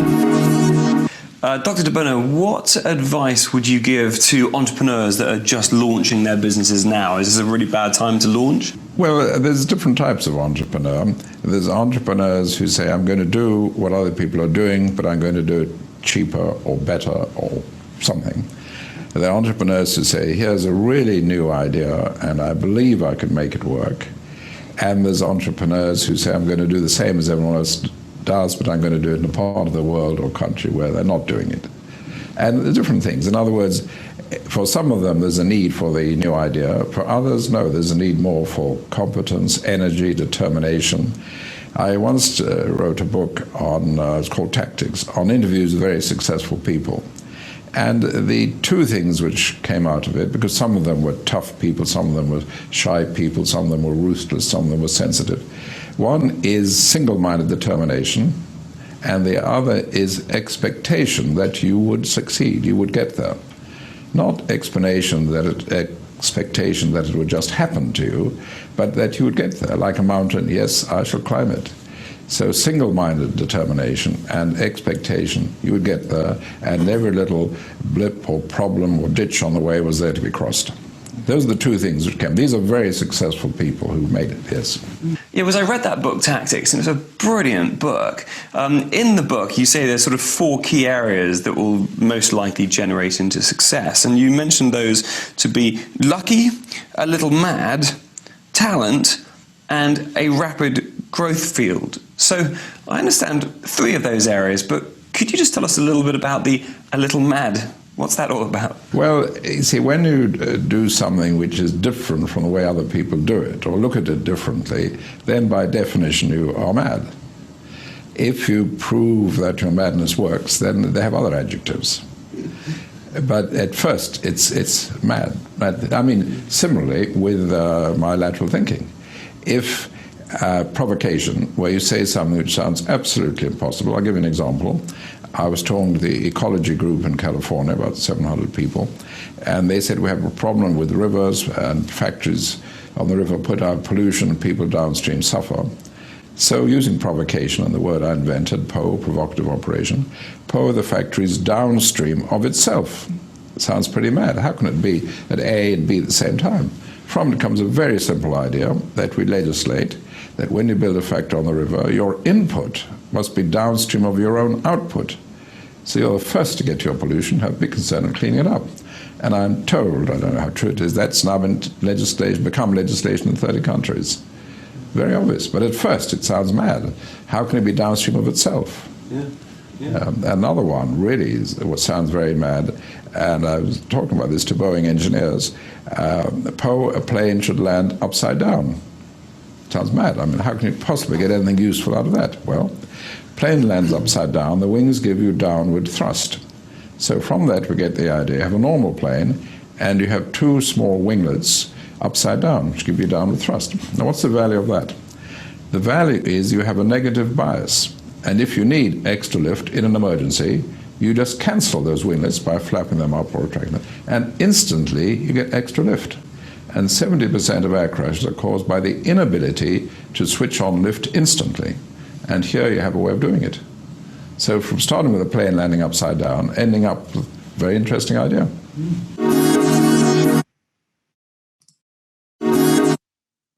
Okay.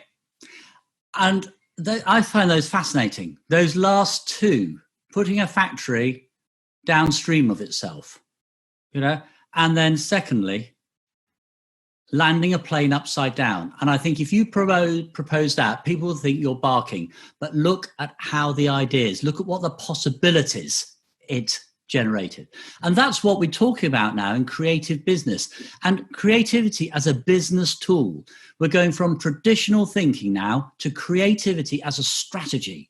And it's so important. You look at great organizations, this is what they are doing. And they're continually innovating. And if you're not in that space, then the company will go into a moribund state and it will not survive. If you just look at, again, Google, and she doesn't work there now, but it was a lady called Marissa Mayer, and she introduced a way of generating ideas from all their engineers, because engineers, characteristically, and that's something we might discuss tomorrow, can be a little shy in putting ideas on the table. And so she invented an intranet where they put all the ideas, then they shared those ideas, and she didn't pick the best, she picked the ones which had the most comments on. And then she took those ideas and put those into the development because they've been kicked around and exposed to other ways of thinking. Here we are. Here are some barriers to creativity. Just be mindful of this, not going to labor the point too much. Chaotic environments. That's one thing. I can't work in a chaotic environment. If I've got stuff everywhere, I do need to clear out, and it muddles the brain. And restrictive routines, just chop and change things.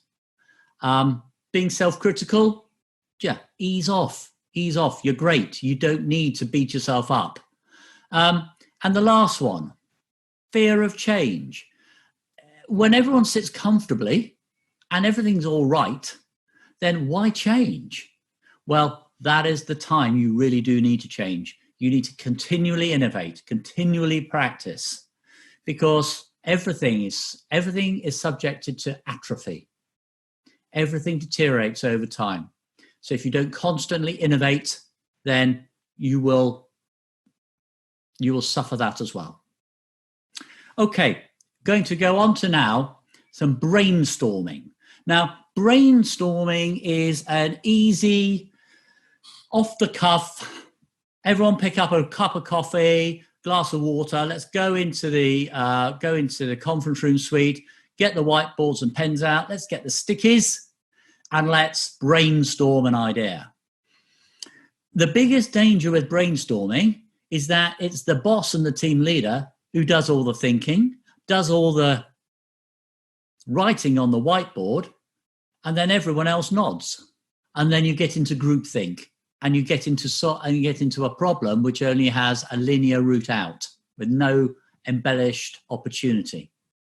So the four rules of brainstorming are: no judgments.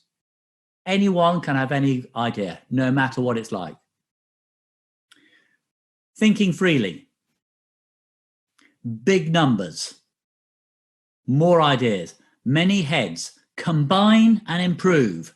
Set yourself 10 minutes, ideas, go through them, color code them, green, amber, red, pick the green, pick the amber, bin the red, move across, reiterate, reiterate. And remember, no judgments. Just go back to what Dr. De Bono was saying. Here are some brainstorming techniques for you. I put a few little guidelines, and which so they're fairly obvious. It doesn't take much imagination to say which way around you're going to go with this. So rapid idea generation. Okay, everyone, we have 5 minutes to come up with 3 ideas each. Go. Someone's on the clock and you set it. It avoids overthinking. Remember, we want imagination here. Round robin. Well, certainly I would emphasize that if you're a facilitator of brainstorming, it's absolutely important everyone, and I mean everyone in the team or in the room, contributes. Not only the fact that you may miss a great idea, but in the interest of teamwork and fairness. It's very important. And I like figure storming as well.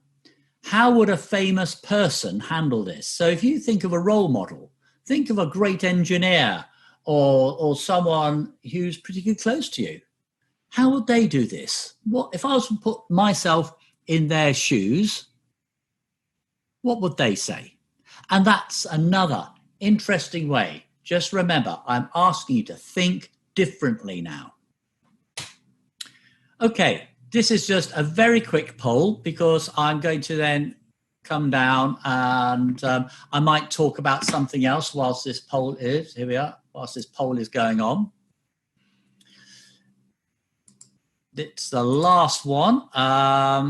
Here we are. I don't know if you've ever been involved in brainstorming, but I just selected some and just see what's coming up. Okay.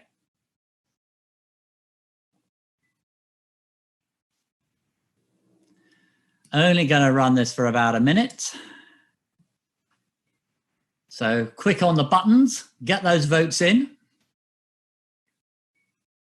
And if you are running a brainstorming event and you are the facilitator, plan and do a bit of preparation first. Go to the stationery cupboard and make sure you've got enough pens. Red, blue, green, black. Make sure you've got enough pens. Also, make sure you've got enough stickies and flip charts and blue tacky sort of stuff so you can move stuff around. You need to create a mess. You need to make it, right, we've got all of this, and then bring it together and create the ideas. That's the best way to do brainstorming. Get it all in. The worst thing you can do is set a session off and go, someone says, well, I haven't got a pen. The other thing you can do with whiteboards and things is have facilities which can print. So you can do it on an electronic board and then actually save it and then share afterwards. So everyone's got a copy. And so it's important everyone works away with something, say, action orientated. Really helpful. Okay, I'm going to draw a line. I think we're looking here. We've got a couple out in front. So I'm going to end the poll now. Thank you for that. Let's go and share those results. Here we go there. So brain writing comes out first. Okay, and just to remind everyone, that's generating ideas from discussion all the time. And then rapid idea generation. Yeah, and I think a good combination of those is really good. Really pleased to see figure storming in there. I think that's great. So well done. And the others are very important too. So fantastic. Thank you for doing that.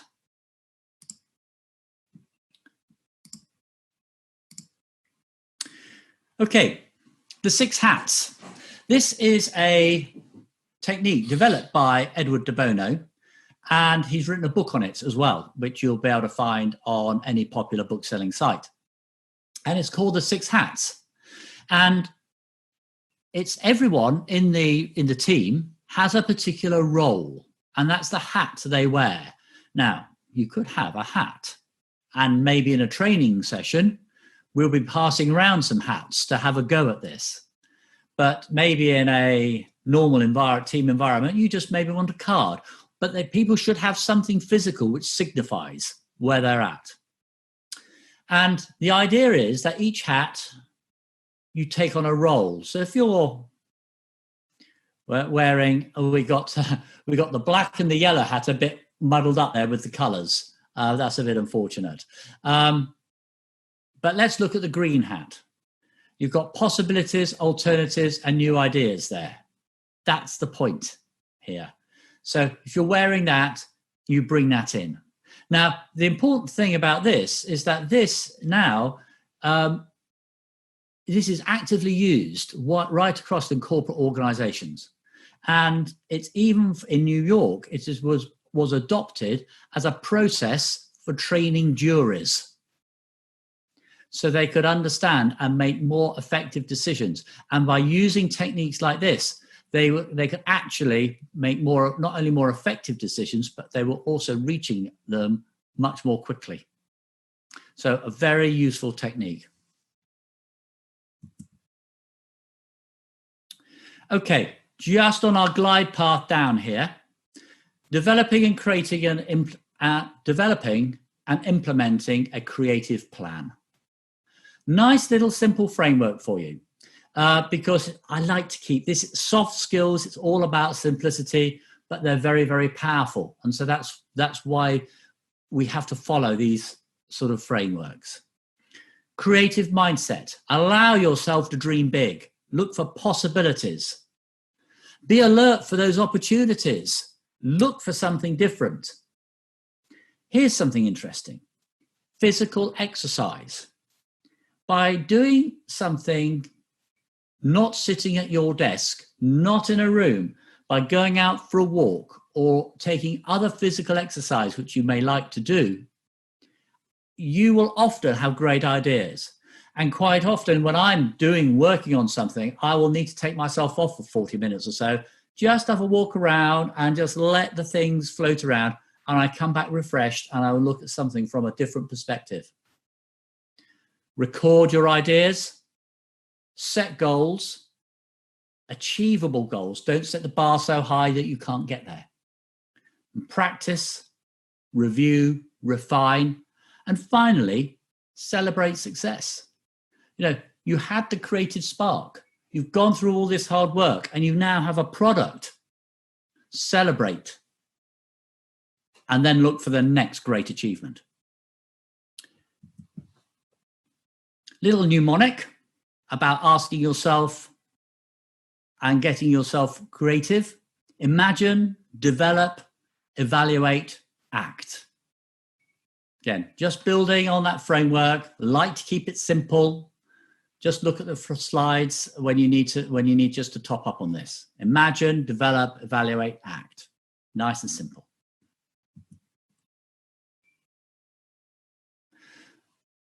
And again, just managing yourself when you're looking at a plan, just ask yourself, what holds me back?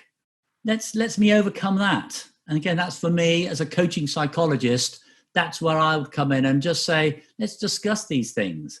And then we can look at barriers to, what perceived things, and then look at moving through those. How do you use your creativity in general problems of life? Everyone's creative. We can do this. And how can I be more aware of my creativity? And challenging yourself, being creative, looking for a new approach, write an article or a blog, design something, take a photograph of it, put it on Pinterest, publish online. That's all creative work. And then again, celebrate it. You deserve. So before we go into questions, here is one last video clip. And this is really great. This is a group of CEOs and other business leaders just talking for a couple of minutes on why creativity is important.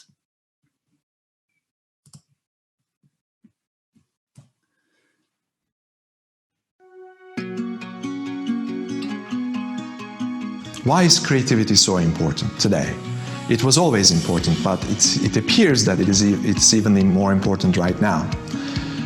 If you think about how the way of working is changing, we're now talking about teams as a delivery vehicle, or teams of teams as a delivery vehicle.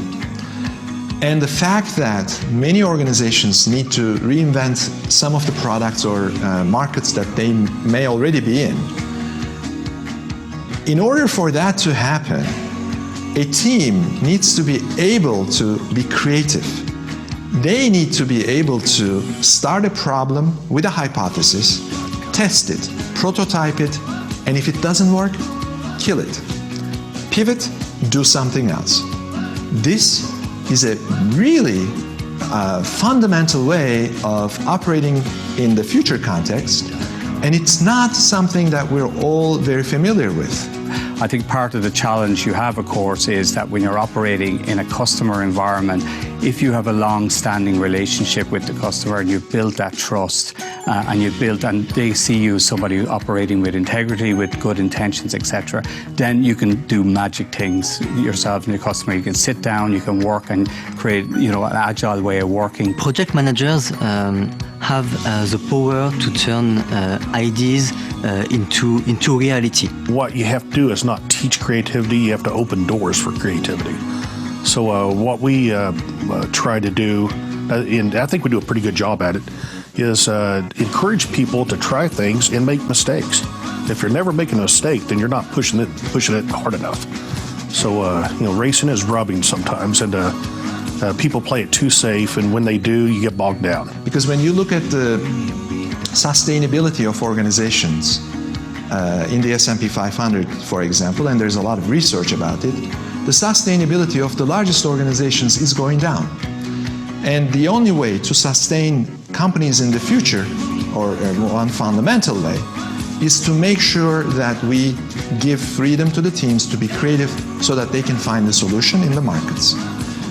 In order for that to happen, we need to invest in that creativity, invest in the ways of working, invest in the talent that we bring in.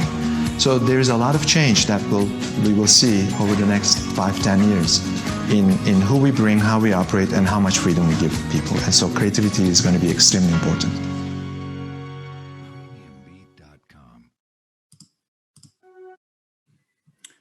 Okay, well, there we are. And I particularly like that. I thought that was hopefully quite uplifting and just really emphasizes the importance of what we've talked today, and also the importance of just let your imagination flow and look at possibilities. Okay, well, that concludes the session for today. We have a couple of minutes. Anisha, happy to take a question or two. And I'll also return to some of the questions first thing tomorrow morning as well. Anisha? Awesome. So Charles, I've got an interesting question here from Ahmad Sarabi. And the question is, could a person have a better chance at creative thinking than another person because of his background or community? Okay, so the question is, would a person have a better chance of creative thinking depending on his personality or background? Is that correct? That is correct. I don't buy into that. I think everyone is born creative. Everyone has a set of skills. And everyone has different life chances. And it's how we take those. So, we've all been at university and we've all benefited from that teaching and that learning. And you will all benefit from going on to some fantastic and amazing organizations and doing some great work.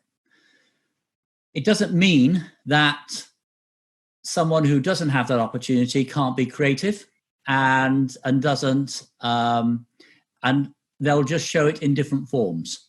And for example, if you go back to Mr. or Sir Richard Branson again, he left school. He went to quite a good school, but he was a naughty boy in school. He left at 16 from quite a prestigious school in England with no qualifications, no GCSEs.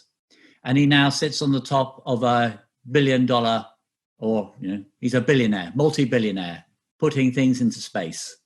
So creativity is in all of us. But we'll look a little bit more tomorrow about maybe some of the more behavioral qualities that's why some people just rise up a little bit more. One more question, please, Anisha. Sure. So this one is an anonymous question, and the participant is asking, do you think social media and smartphones are making people less creative these days? Love that one. Thank you very much. So the question is, do I think that social media and smartphones are making people less creative? I think there is evidence, and I haven't got any research I could immediately put to hand on this, but I think it's in my sort of general wider reading visions. There is evidence that our attention span is getting shorter, and therefore our ability to take in information before we want to change around is maybe becoming a little bit more limited. So that might be a good research area. That might be something to take forward to how that can be developed. So in one way, it might, because it could be then say, well, I get all the creative knowledge and everything here, and I'm being fed information. I don't need to be any more creative. However, if you look at some of the most really, really popular broadcasts, let's say on YouTube, and Joe Rogan, he is a podcaster in America. He has just been bought out. It was in the news the other week by a Swedish company. Can't recall it. If I can find it, I'll send a link. $100 million. He has been sold, his podcast has been sold out for. And his podcast, he'll interview someone for 2 to 3 hours, and it gets hundreds of thousands of hits per episode. Massive. So I believe out there is a thirst for knowledge. There's a thirst for informed dialect or informed discussion and deep analysis. So I think in answer to your question, it's both. There'll be some people who just accept, well, this is it and are happy, but there are other people who will go deeper and want more. And again, by looking at those sort of experiences and taking in that, back to that executive from Disney, exposing yourself to more knowledge and more information can only make you a more thoughtful and creative person. I think, just mindful of the time and for everyone's contribution, Anisha and Nick, if you could just collate some questions, and what I'll do tomorrow morning is maybe try and focus more on those than the recall questions, if that's helpful. But I'd like to close on that. Thank you once again, and I look forward to seeing you tomorrow for another great training. Thank you.